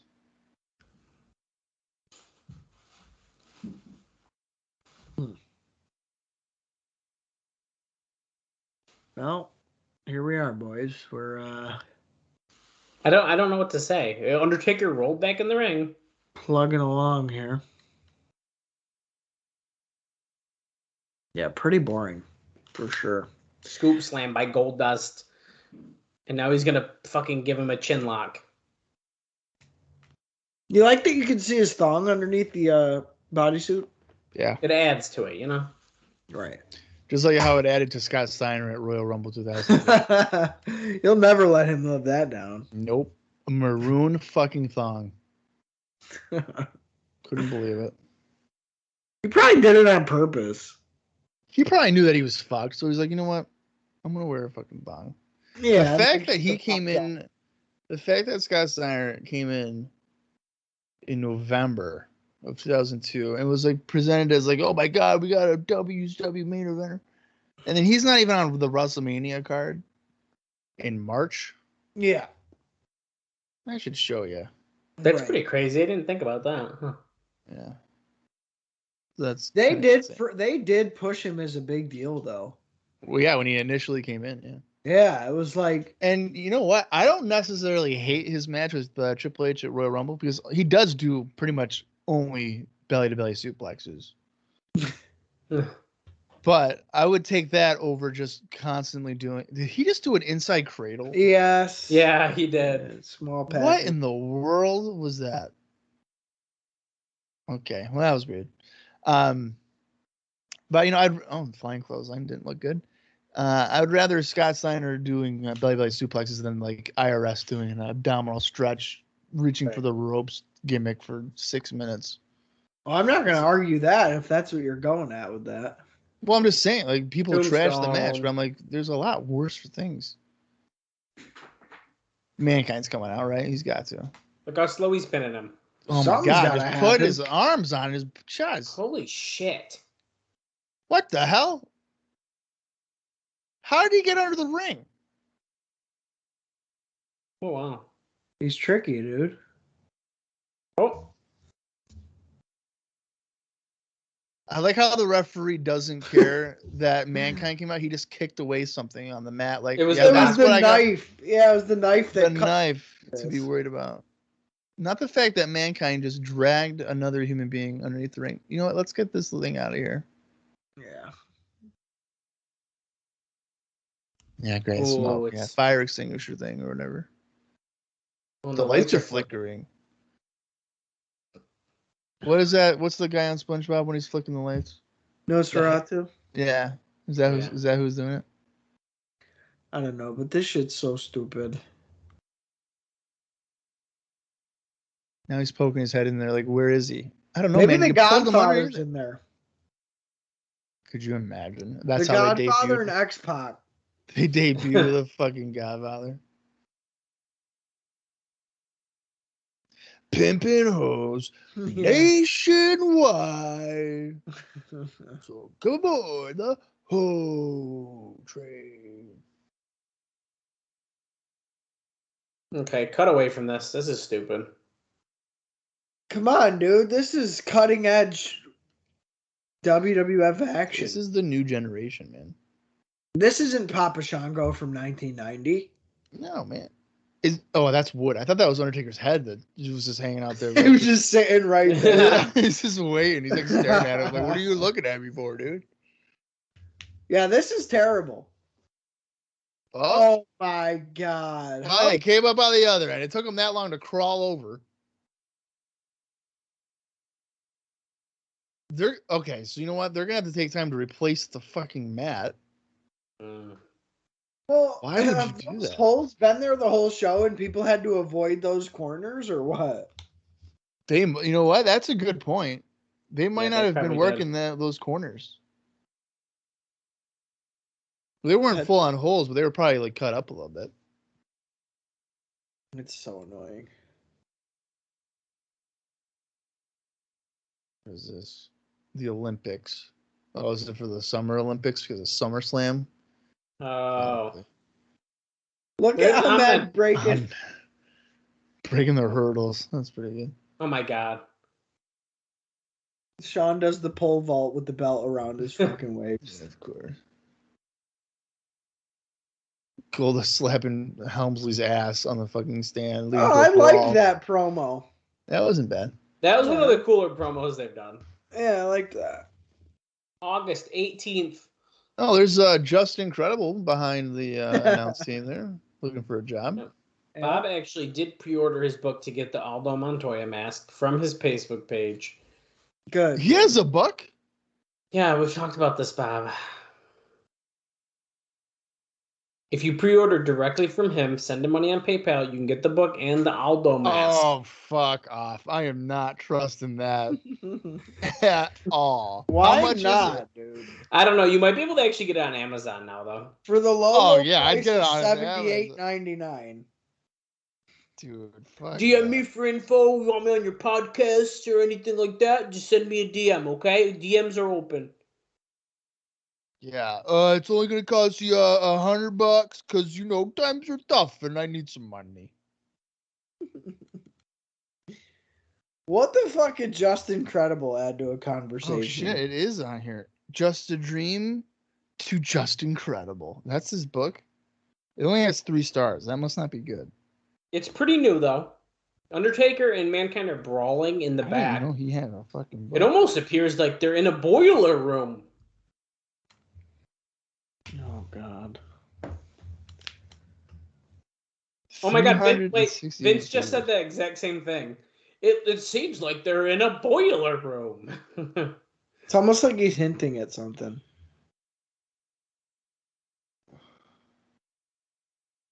Jim Ross is like, it is absolutely out of hand with these two. And if you'd like to buy some barbecue sauce, jrbarbecue.com.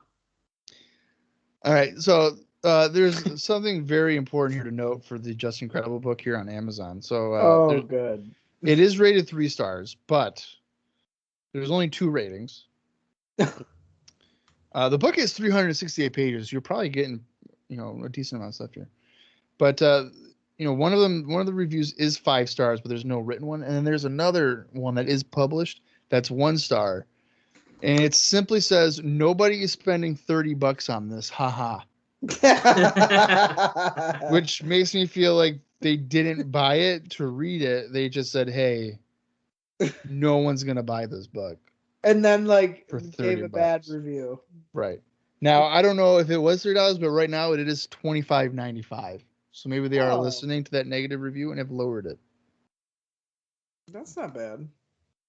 I might have to add this to my cart. I'm a sucker for fucking wrestling books like this. Well, somebody's got to be. I wanna read it and have him be like, well, I really thought that Aldo Montoya was gonna be a WrestleMania fucking main event guy, but they just didn't give me the right chance. Blocked. You probably would block. In fact, he already has blocked me, so it's fine. Yeah, and you're gonna buy his book. What a mark. Yeah, how can I be like, hey man, I bought your book when he's like, fuck you, Bob, you're blocked. Right. We are currently getting a highlight package about how this main event match came together, so that is how we are killing time. Great. Fucking great. Fucking great. Psycho said. Why is it every time I go on Instagram, the first post I see is Jordan Grace's butt? She posts a lot of that. Yeah, but every fucking day? Are you complaining? No, but I'm just wondering why it's like every day. I see her butt. I don't have an answer for that. Listen, I'm all about women posting their butts. Why is there always just Jordan Grace is my point. I mean, I feel like there's other butts to see. Well, yeah. Have you signed up for Scarlett Bordeaux's OnlyFans yet or what? Huh. Did I? Did you or no? Did I? Did I? I like how I saw her announce that, like on Twitter or whatever, and then people were like, "Is it nude? You're gonna be if you're not naked, like I'm not signing up for it." And I'm pretty sure it's not nude. No, I don't believe it is. I think it's just like, oh hey, photo shoot.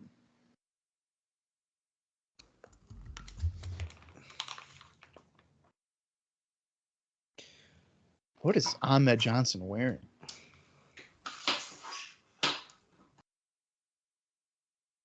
What is that? I don't know, but he's the shit. It doesn't even look like a shirt fabric. It looks like a piece of tarp that he got airbrushed. It does look very odd. Specifically for this match. I want to know where all these guys just got random shit airbrushed. Did they just go to the mall and was like paid the guy there to be like, yo, put my face on this shit? Hey, I found this tarp, and I want you to fucking spray my face on it and say Ahmed Johnson. Because that's my name. Like, That's would you weird. say no to him? I wouldn't say no. I fucking wouldn't. I'd be like, dude, I'll do it for free. Just don't hurt me. Right. Sid starts off with saying, "What he's trying to say, my friends." Like, you want Sid to explain your thoughts for you? Yeah.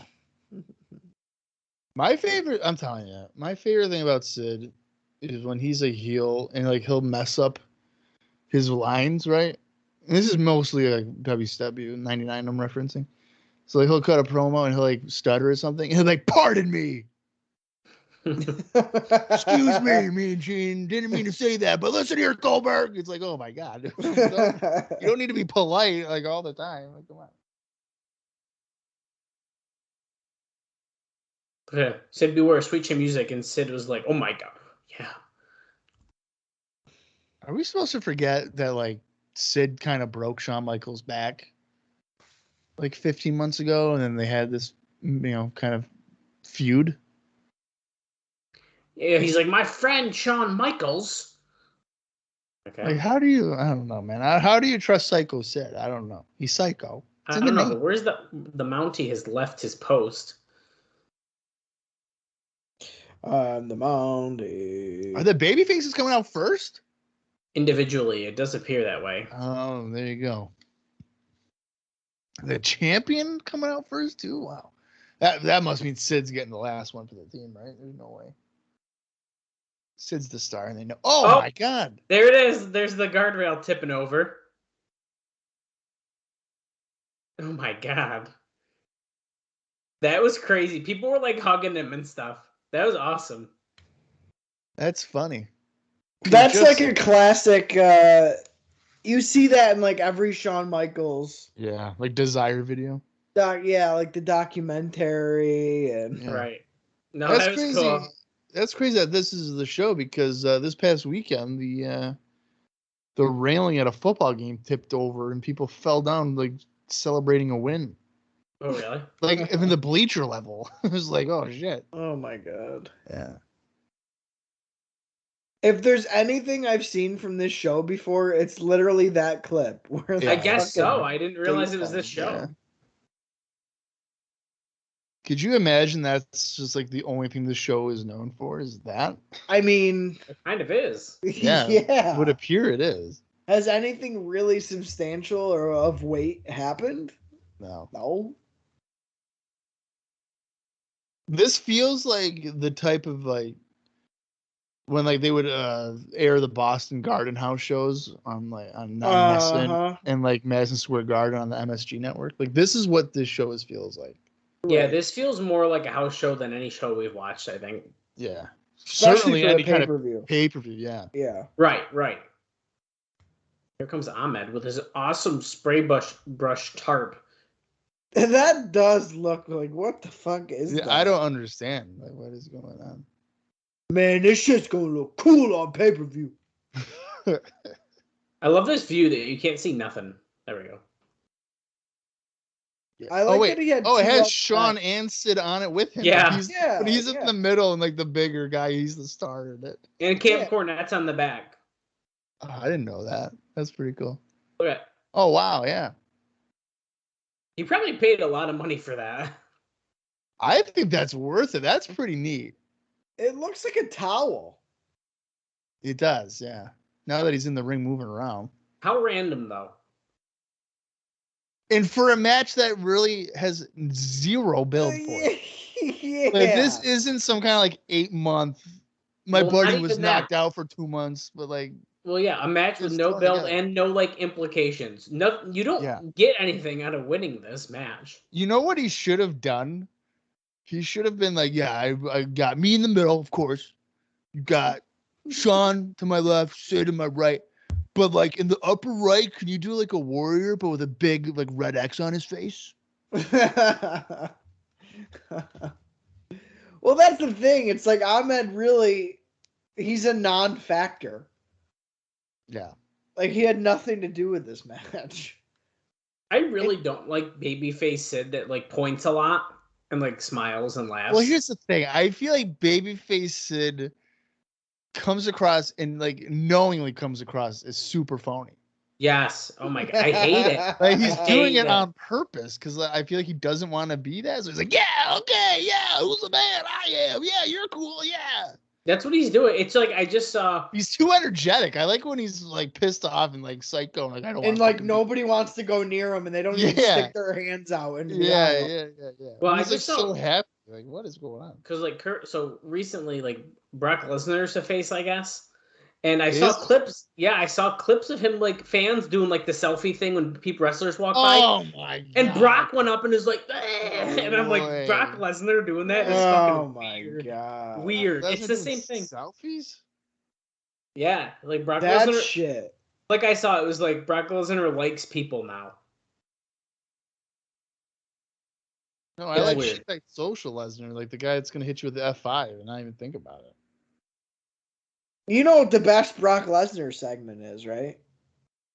Are you gonna say the Mexican hat? Absolutely, dude. The sombrero? Oh yeah. Absolutely. I'm so glad you knew exactly what I was gonna say. Because that was with for the match with Eddie, right? Eddie, yeah. That's so funny that you knew exactly where I was going with that. Fucking A, man. Do you think Vader has realized that what he's doing in WWF is fucking awful?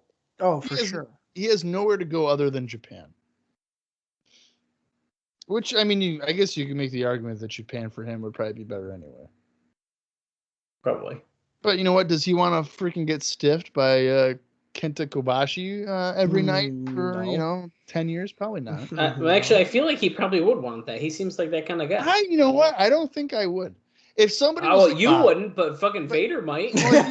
he's a psychopath. If somebody was like, Bob, over here in Japan, we'll give you $1.5 million a year. And all it takes is every night that we have a show, you just got to just get beat to shit by Kenta Kobashi. And like other guys too. It's fine. It's a stiff.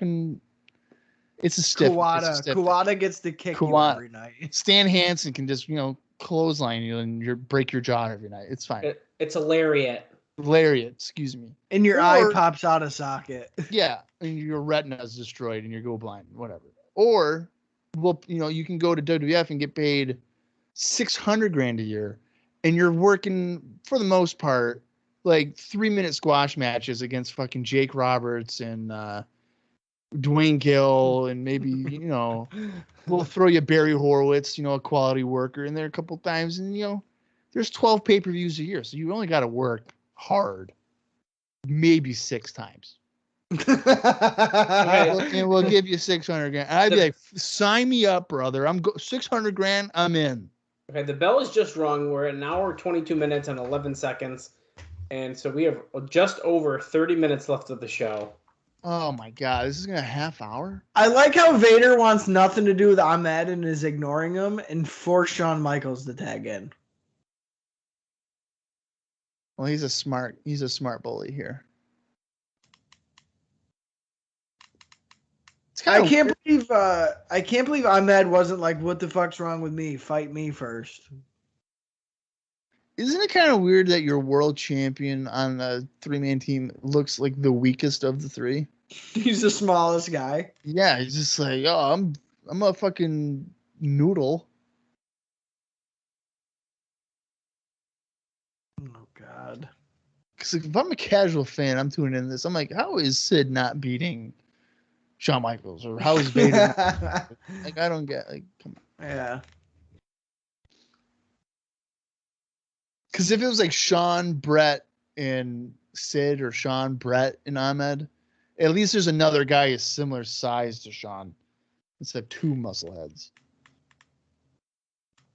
That's just me.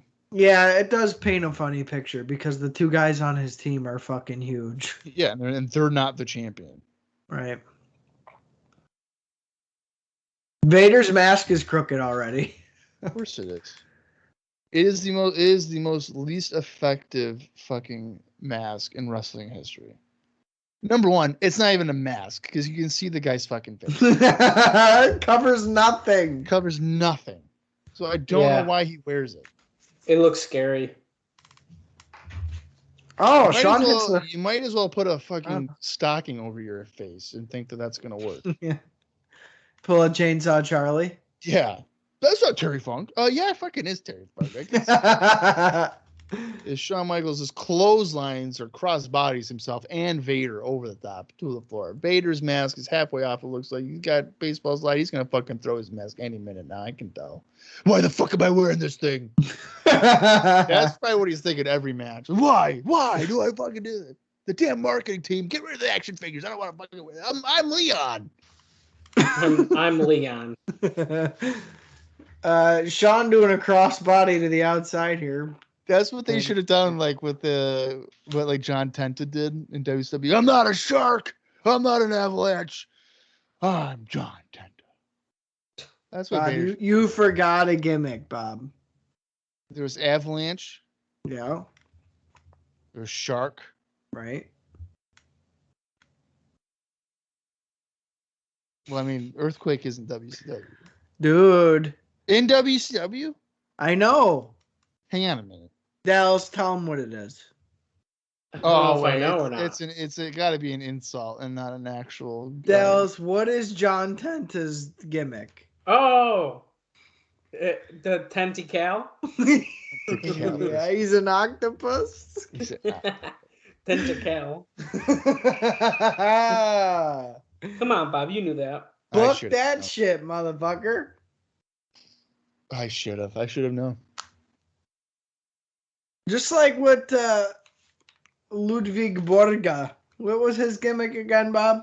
Borga King. Borga King. Oh my God, Sid doesn't even know where he's going. He doesn't know. If you ever want to see a wrestler competing on PCP, it's Psycho Sid here tonight. Because I'm pretty sure he just tossed Bulldog and Owen, and now he's closing Vader. But he probably sees at least 9 people in the ring when there's only 3, and he's just going for what he thinks is real. The crowd is really, really big into Sid. As they fucking should be. So hit me, Shawn, hit me. I gotta make sure I'm alive. Yeah, I'm here. Are you here? Ahmed's like, I don't fucking care. He's such a third wheel. Ahmed Johnson's such a third wheel. Yeah. This is where, if you're playing EWR, it'd be like Ahmed Johnson got overness just by association. Yeah. Yeah, exactly. Not because he's done anything. It's just because he's with 2 other bigger stars. Exactly. Sit with the closed line. Here comes Ahmed. It's my time to shine. Yeah. Oh, and you didn't say any. Oh, Jesus Christ. Oh, no. Those are not German suplexes. Oh, those are just like, I'm going to drop you on your shoulder 3 times. What is he doing? Fucking Bob Collin, you piece of shit. You didn't say anything about my towel that I got spray painted, you piece of fucking shit. I fucking hate you. I like how... Oh, my God. What was that? I That's like the how type- Ahmed Johnson's got pads on everything but his knees. Yeah. I like that elbow drop Wait. coming off the ropes. It looks like the type of elbow drop you would do on the WrestleMania arcade game. You got so much air on it. Why did he have 2 knee pads on his? I don't know what's going on with Ahmed here tonight. Dude, I'm telling you, dude. And Come and the on. top one's so stretched out because he had to get it on his upper thigh. Pro rubber plunge. Vader brings up the pin. I'm not That if he- going to get a 3 Does he count. think if he wears the pads on his legs that they won't get hurt? Like, he won't strain a muscle? I don't get it. I do not understand. Vince, I figured it out. If I just wrap my legs with the knee pads, I can't get hurt. I ain't blowing a fucking quad. My shit's protected. I want the irony to be that he fucking gets a torn ACL because he doesn't cover his knees. Dude, he doesn't. He doesn't have a knee Could you pads. imagine that conversation? Vince walks up to him and be like, Ahmed, MRI came back and you tore your ACL. And he'll be like, how the fuck, man? I got all this shit on me. That ain't possible. And then How Vince will much be like, goddamn pads I gotta wear? Vince will then like push over a piece of paper, like a photo, and be like, hey, yeah, Ahmed, son, you gotta look at the photo. Yeah, you're not covering your knees. And then Ahmed be like, oh fuck, man, fuck. Fucking piece of shit. I knew these didn't fit right.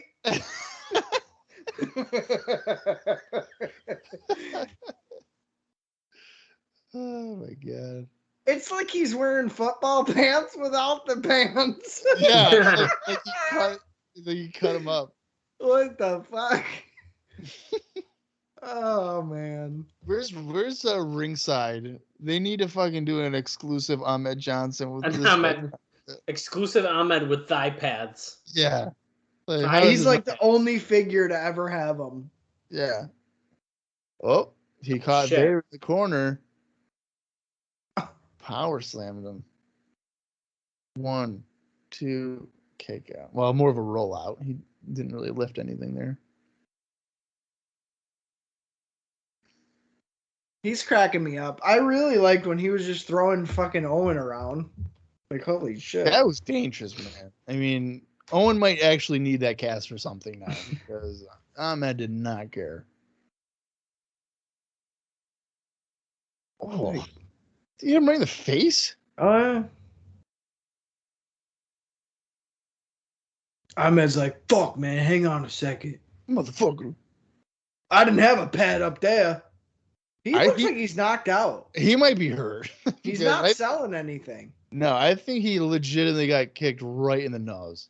And Owen's probably like, dude, don't kill me. That was not a prank. That was an accident. So- I'm so sorry. I can't tell. I can't tell if he's bleeding from the nose or something because I feel like it's just the way even Owen's acting with them. It looks like he might have Yeah. got there. Oh, press slam, boom. His legs were pretty wiggly. Get out of there, Ahmed. I think he is bleeding. It sort of looked like he was. Yeah. Here comes Big Sid Udy. Hopefully Sid realizes he's on pay-per-view. He's the type of guy that didn't realize that he was at WrestleMania 8 when it was WrestleMania 8. I liked those punches he was just doing. I like his punches and then like those quick kicks that he's been doing. Well, yeah, because he just puts his foot on your face and like doesn't follow through. Yeah. He'll It's hold just your arm so up and he'll just like gently kick you in the chest 3 times. Yeah. Bulldog going for delayed vertical. Oh, look at that. That's impressive. No wonder he was on pain pills. And down he goes. Vader still has his mask on, which is a record. I mean, this is Vader sucks, dude. Yeah, in WWF, I'm willing to say that so far, yes. He has Like, been a major damn disappointment. No. Maybe he just works a lot better than WCW style. That's probably. I think so. Yeah, I don't like Vader. Like, what is because like WWF is all about like characters. What is Vader's character? Well, they No, just he's book him Vader. like any other guy. Yeah, but he doesn't even have like character depth. There's nothing behind it. Like His character is Vader. Well, and they don't book him like Vader though. That's the thing. He's just another guy on the roster. yeah. I mean, do you remember the awkward video packages when he was going to make his debut at the Rumble of him like working out on a trampoline? Yeah. I'm like, what the fuck is that? Yeah, those were like very bizarre. They just signed him up so WCW wouldn't have him. Well, they also fired him for assault. So. Well, No, that's not part of it. That's kind of a thing. That's neither here nor there.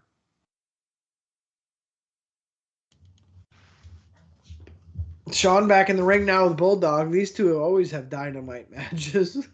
Okay. Oh yeah, you know it.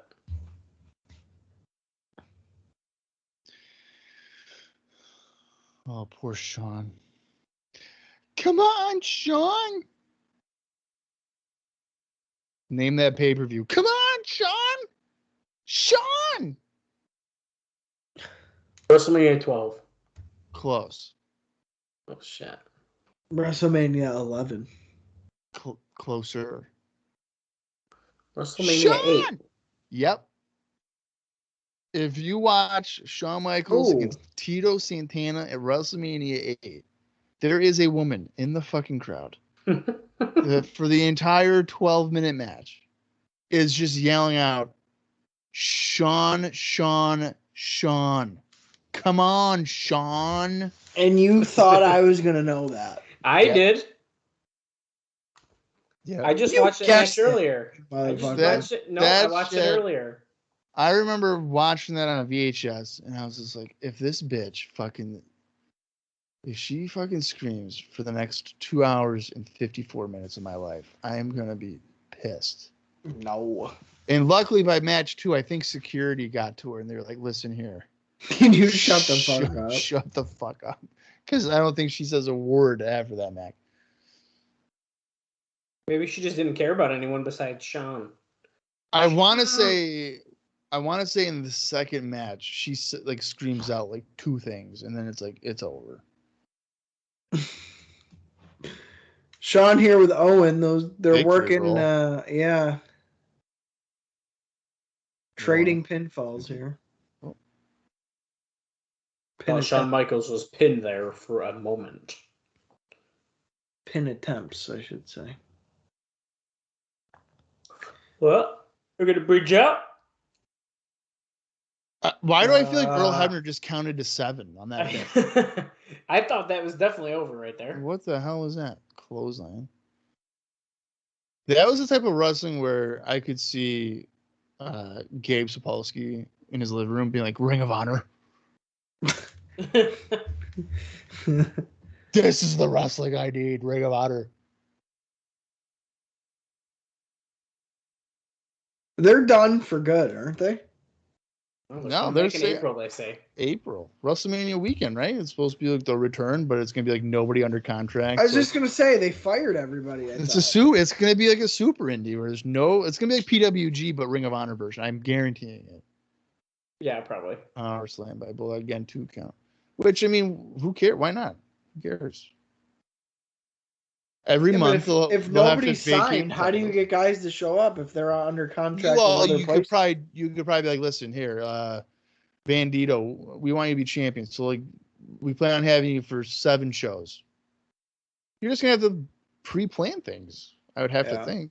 All right, you have to work around the schedule. Yeah. Yeah, I'm still under the I'll believe it when I see it. I think they're better off just shutting it down. Right. Selling all their shit to Tony Khan, and then he can add it to his eventual streaming service of AEW and Ring of Honor library. And I'm sure at some point TNA Impact as well. Hey, knock off. That's not even an insult. I think that if that was a streaming service where it's like, hey, I'm Tony Khan, I'd be like, how much is it? Okay.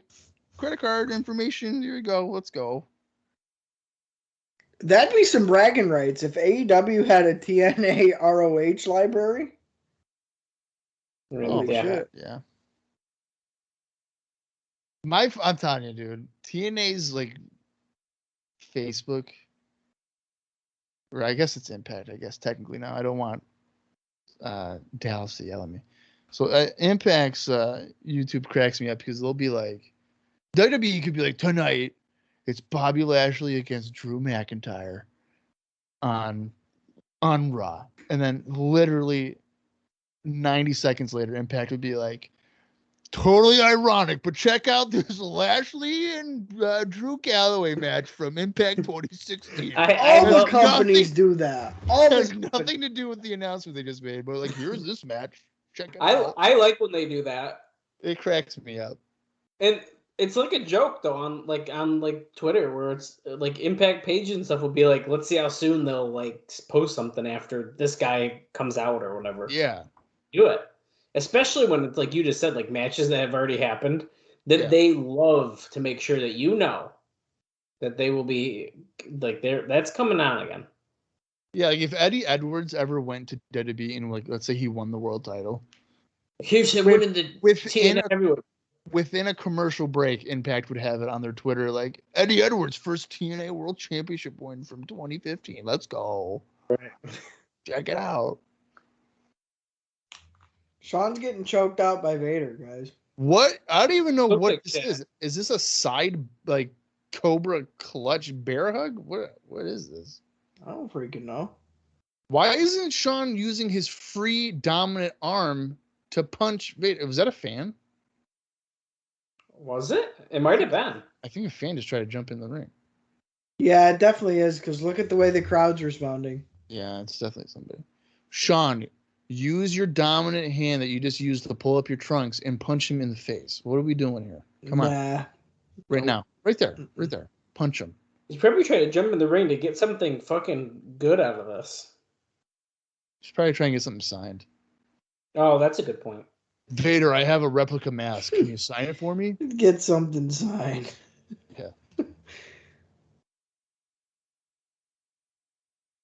That's something Dallas would do, I feel like. Well, I would not jump into the ring. I think, you know what? I think if you were desperate enough, What the fuck? I think you would. I think you would, Bob. Me? Yep. No, I don't even like making eye contact with wrestlers.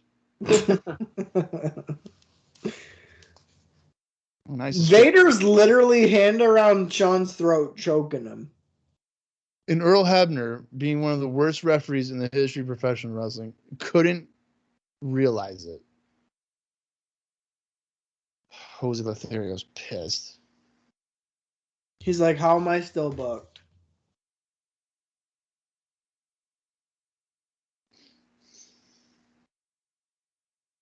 You know what? I kind of wish that. Wait, when is Jose Lothario still alive? I think.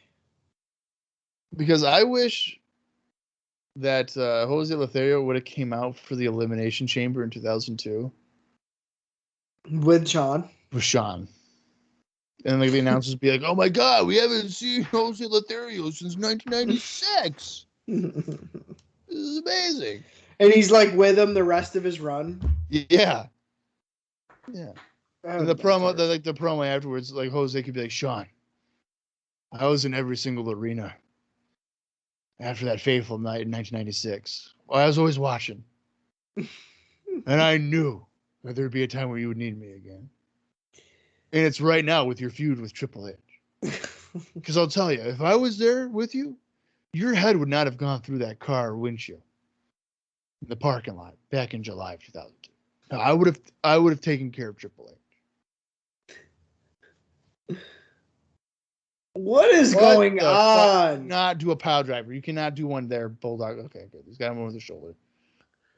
Oh my God. Is this match over yet? No, dude, we probably still got like 12 minutes. Let's do a time check. We're at 1 hour, 41 minutes, and 53 seconds. So Oh we my have God. about 13 minutes. Oh, left. 13 minutes. Off by a minute. Bulldog with a Samoan drop. And then he sends him into the corner. Misses a Stinger splash that he learned from his good friend Sting. Shawn rolling very slowly to his corner. Is he going to go with Ahmed or Sid? I think he's going to go with Ahmed. Well, Owen's going to stop that from even being an option. Punch. That's right, baby. Punch. Eye rake. Side headlock. Shawn. And then Gabe Sapolsky again, thinking Ring of Honor. Gabe Collision. Sapolsky. There we go. Perfect.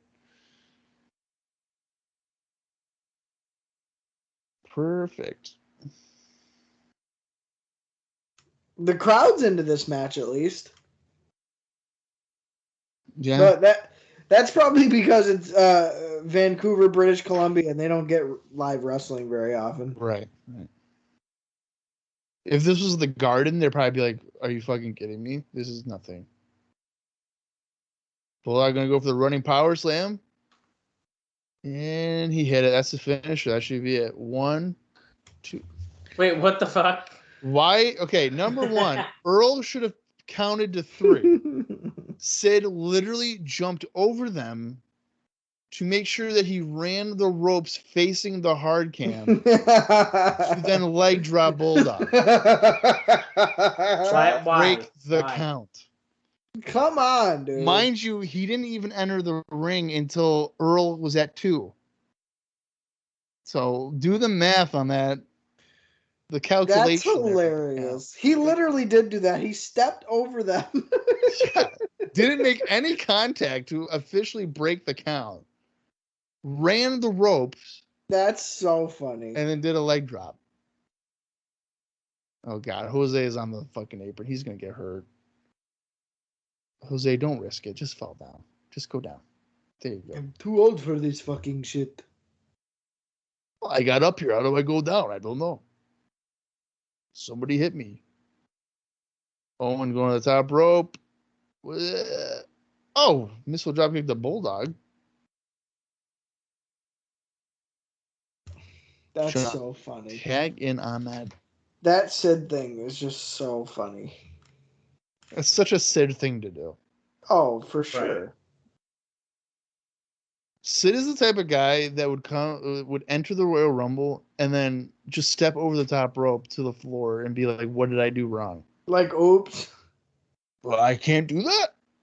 What are you talking? I didn't know that.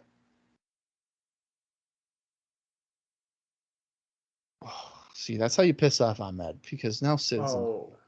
Goes Sid for a couldn't get him clothesline. down with the clothesline, couldn't get Vader in, goes for a choke slam, and he somehow hits that. How the what the hell? Oh, chokeslam to Owen and Bulldog. Oh, there you go. Let's go, Ahmed. Go get him. Oh my god. Oh, jeez. Double clothesline to Vader. What are they gonna do? Rocket launch fucking Shawn? Well, Sid is on to Vader. I don't think he technically tagged in, but Bulldog breaks up the count. British Bulldog. Bulldog and Ahmed brawl on the floor. I can see them fighting each other at SummerSlam. Yeah. The icy strap. What is this? Oh, Vader's got the tennis racket. Oh, no. Shawn punches him, gets it, smacks him over the head with it. I don't know. Is this for real? I don't know if that would be. Okay, good. Okay, good. I was like, if Vader could get taken out with a tennis racket, that's stupid. Yeah, I mean, I think a tennis racket would hurt like me, but I don't think knock you out like that. Not if you're fucking Vader. I'm gonna hit myself with it, especially if you're using like the netted part. If you have it sideways, maybe the metal would get you. But... Oh boy. Oh boy. Oh, Vader's on the middle rope. He's gonna go for a splash, and he hits it. 1, 2, 3, and Vader pins Shawn Michaels, The champion. in the main event. Shawn was acting like he was unconscious, but then he got hair out of his face, so he's not exactly knocked out because he is aware of hair being in his face. So. Fucking Vader of all people pinned Shawn. Yeah. Like, come on. Well, you're not going to have Bulldog do it because he's already lost to him a bunch of times. And then, I mean, I don't think Owen's really there. Ahmed and Sid now are cleaning house. That was a weak-looking big boot. Yeah. Sid, powerbomb. Bulldog. Bulldog puts his arm down to cushion the fucking fall. He sure did. Big boot to Owen. He's gonna go for a powerbomb as well. Owen will take it flat back. Watch. Let's see. Does he do it? Yep. Fucking planted. He took it right. He's not getting fucking Vader up. Get out of here. Dude. No come way. On. Come No on. way. No way. Yep. Drag him out. Let's go. That was never gonna happen in a million years. That'd have been Oh great. shit. Oh, wow. Shawn just dove over the top onto Vader. You son of a bitch. I hate you. That would have been great.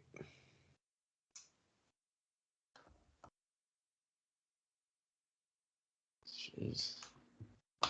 I think we need a rematch for the 6-man. Put on Raw. I think we got to do it. Dallas, what do you think? Maybe. Bob, what do you think? Maybe.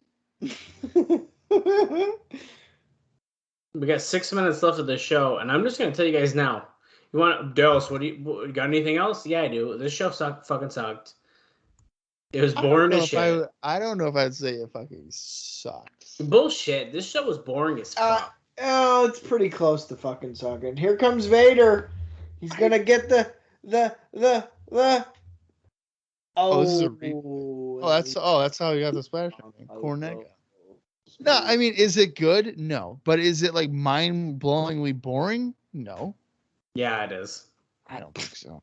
That's your booster. That's your booster talking to you. No, dude, this sucks. This show sucks. Do not watch it. Well, we've seen worse. Yeah, we haven't seen worse in a while, though. I feel like. All the matches, nothing of significance happens. That is true. And to me, that's the biggest thing. Nothing of significance happens. I'm a firm believer, and I mean, Vader pinning Shawn is significant, I think. If assuming that we think that that's going to be his next challenger, then I think that's what that's kind of suggesting. Okay. Then in that case, I guess. In that case, but I just feel like we went into the show with like very little build of anything. Yeah. There was no titles on the line. If I was a fan, I would not have ordered this show. Right. And if you didn't, you really didn't miss much. You didn't miss anything. Well, I agree that I would not, going into this, I would not purchase it. That's for sure. Yeah. But if I did purchase it and then the faces lost to the heels, I'd be fucking pissed. Yeah. I'd be like, there's nothing on the show and my fucking guys can't even win? What is this? It's our fancy graphic again. Oh. International Incident Extra. Extra. President Gorilla Monsoon is backstage getting interviewed here by Doc Hendricks. You must have some developing news. Oh boy, they're talking about SummerSlam. Is there any matches that you can like tell us, man? Tell us, what do you think? They've made a match already for SummerSlam. Who is it? Mankind and The Undertaker. Okay. They ended up in some boiler room. So by God, we're having them wrestle in one at the next venue. Okay. They've said boiler room so many times on the pay-per-view to get this shit over. Yeah. So at SummerSlam, mind you, it's the first time they've been in a boiler room, but whatever. Right. Yeah, so they are going to be starting out their match in a boiler room at SummerSlam. But now Vader and Jim Cornette walked in and yelled. Do you think this is really after the match or no? Yeah, he's pretty sweaty. I think so. Jim Cornette said, "We want a match for the World Wrestling Federation Championship." As Vader's nose is squished to the right side.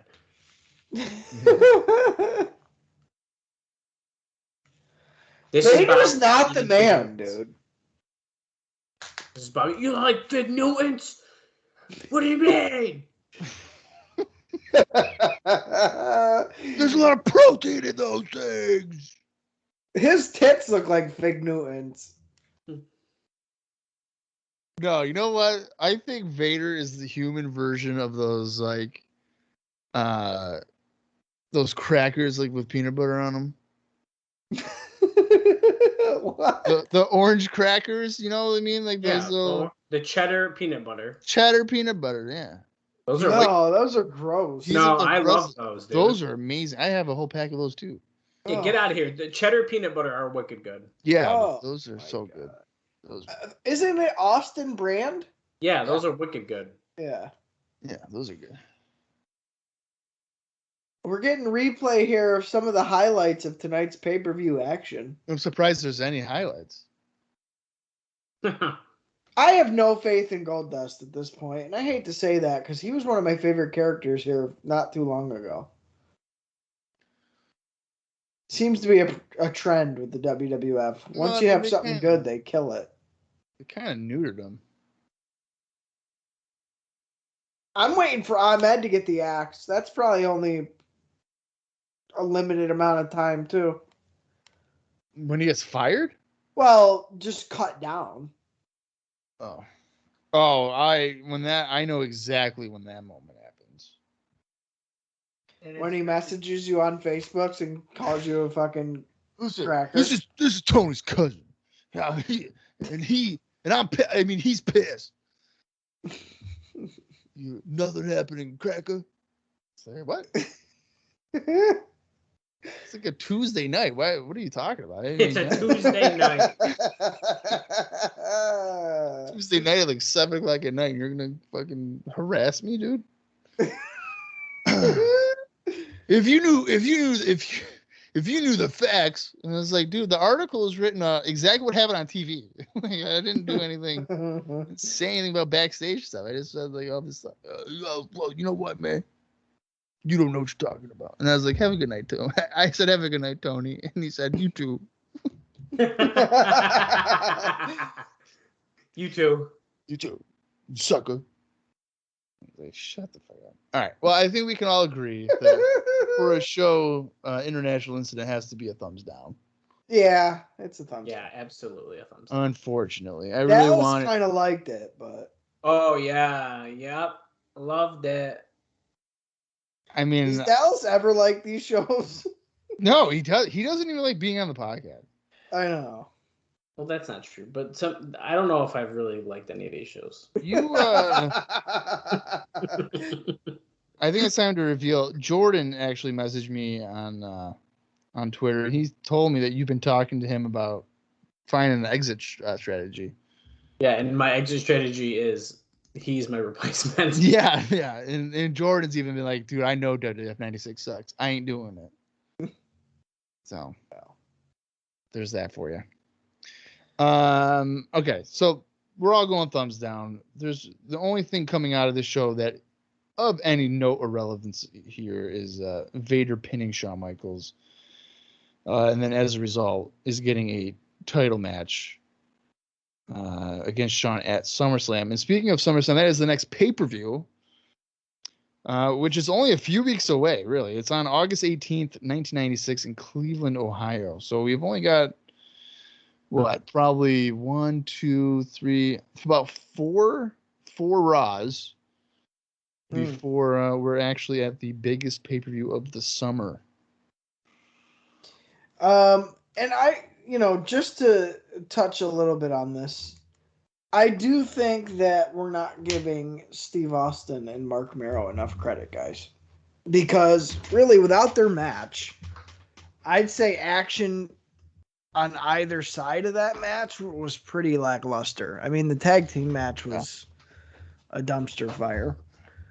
The Goldust Undertaker fucking was not good. I think I enjoyed the main event the most out of anything. Dude, it was Mero way and too long. It was too long. Follow Yeah, it. but I mean, I kind of enjoyed Sid running the ropes on a leg drop. Well, yeah, there was like funny shit, but Yeah, that's what I enjoy. That's entertainment. okay, I guess. Yeah, no, I agree. And I don't know. I think there was enough in it that makes it passable. But like, on the whole, I agree with you. Would I ever go back and like, oh, I need to watch International Incident from No. '96? Absolutely not.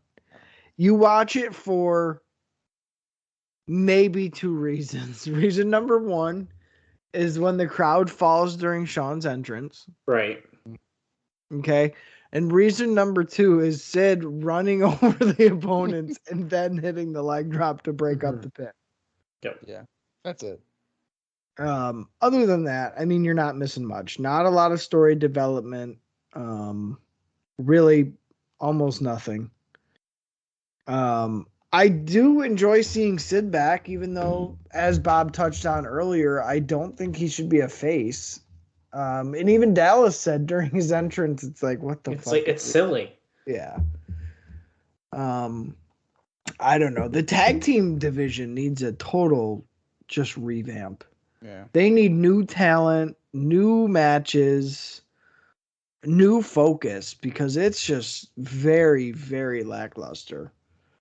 And then even with Shawn and Ahmed facing them next week, like, I don't care. You know?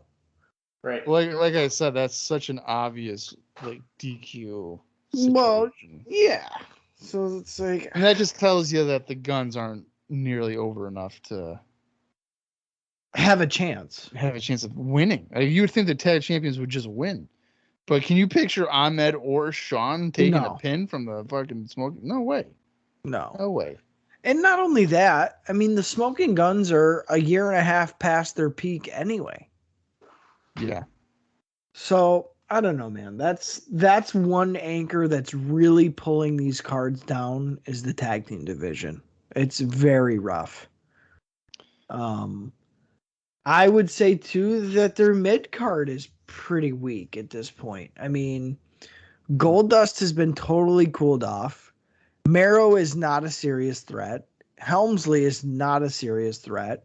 Steve Austin's like still just warming up. I don't know, man. I just feel like there's a lot of holes that need to be filled quick, because we're going to be into 97 before you know it. And, you know, WCW is already off to the races. So I don't know. They need to get it in gear. I thought they were on track there for a little while in 96, but I mean, they're dropping the ball on a lot of stuff again. The Pillman stuff, he's been not featured again, just barely ever on. He came in with a lot of buzz. Yeah, can he work right now? Not really. But you can definitely still do something with him. Brett is gone. He's fucking MIA. Mm-hmm. Arguably your biggest star. They got Mr. Perfect, but they don't really have Mr. Perfect. Jerry Lawler still somehow is getting in the ring every once in a while and like having feuds. And like all in the meanwhile, you have these guys debuting and they'll do something with them for a couple of weeks and then you won't ever see them again. I don't know. They have faulty footing once again. And I thought we were beyond that. I hate to break it to you too, but the mid card doesn't get any better until 2000. And I wish I was exaggerating. Yeah, I mean, in terms of like work rate, I mean, it's really not till 2000. Yeah, I don't know. I've never really noticed that before until now with the shows. Yeah. Because before you had guys like Razor and Shawn, and even Tatanka would have good little matches with people. See, I told you. Now I think there is also a correlation with a good tag team group. Yeah. Like your show just gets better because I feel like a lot of promotions use tag teams as a crutch to fill their time. Absolutely. And if it's entertaining, it's doubly as good. Yeah. Because not only does it fill your time, but it's good. Yeah, I mean, just even think about in the late 90s, early 2000s, just how many random tag teams were formed. That were so fucking good. Yeah. Well, even before, I mean, you had the Head Shrinkers who were having great matches. Sure. You were in the Steiners who were having great matches. Yeah. There's been a couple of really solid teams, and it's just been a while now. And that whole division, like I said before, has really been an anchor on these cards. I mean, just sinking the fucking ship, dude. I think the Guns are done. They've had it. The Body Donnas, I am just not interested in at all. I think they're very boring. I don't think the crowd cares. Yeah, I'm over them too. The Godwins can be good, but they've been like doing more shit with the Sunny and like they're wrestling in singles matches. It's like they're dragging that all across the fucking globe. Isn't it really only 4 teams? Pretty much. Godwins, Guns, Body Donnas, and the New Rockers. Yeah, because not even like the stupid Blues Brothers or anything are even They're there. not even around. Techno Team 2000 doesn't. They're I know Dale's nothing. all-time favorite. It's one of my faves, but yeah, they're not even really doing much. Well, that's what I mean. It's like, okay, yeah, the pool is shallow, but then you look at the talent too, and it's like, oh fuck, it's really shallow. Yeah, well, the pool may be shallow, but there's still a lifeguard there making sure nobody drowns. Yeah, us, unfortunately. Yeah. Yeah, I don't know. I don't want to be a bummer, and it's our first show back, but man, oh man, pay-per-view? Who paid for this? You got ripped the fuck off. Yeah, I would not have paid for that. Technically, we paid $10 this month to watch it. That's true. So they're still raking in money from us. No, I pay for Peacock for American Pickers, dude. Oh, that's a good show. Is that on there?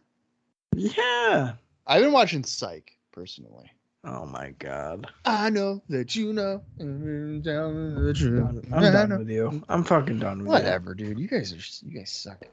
And this has been IcoPod. Dallas, you got anything else? No. No, I'm good. No, man. I don't feel good because my booster's out and I want to watch Dexter.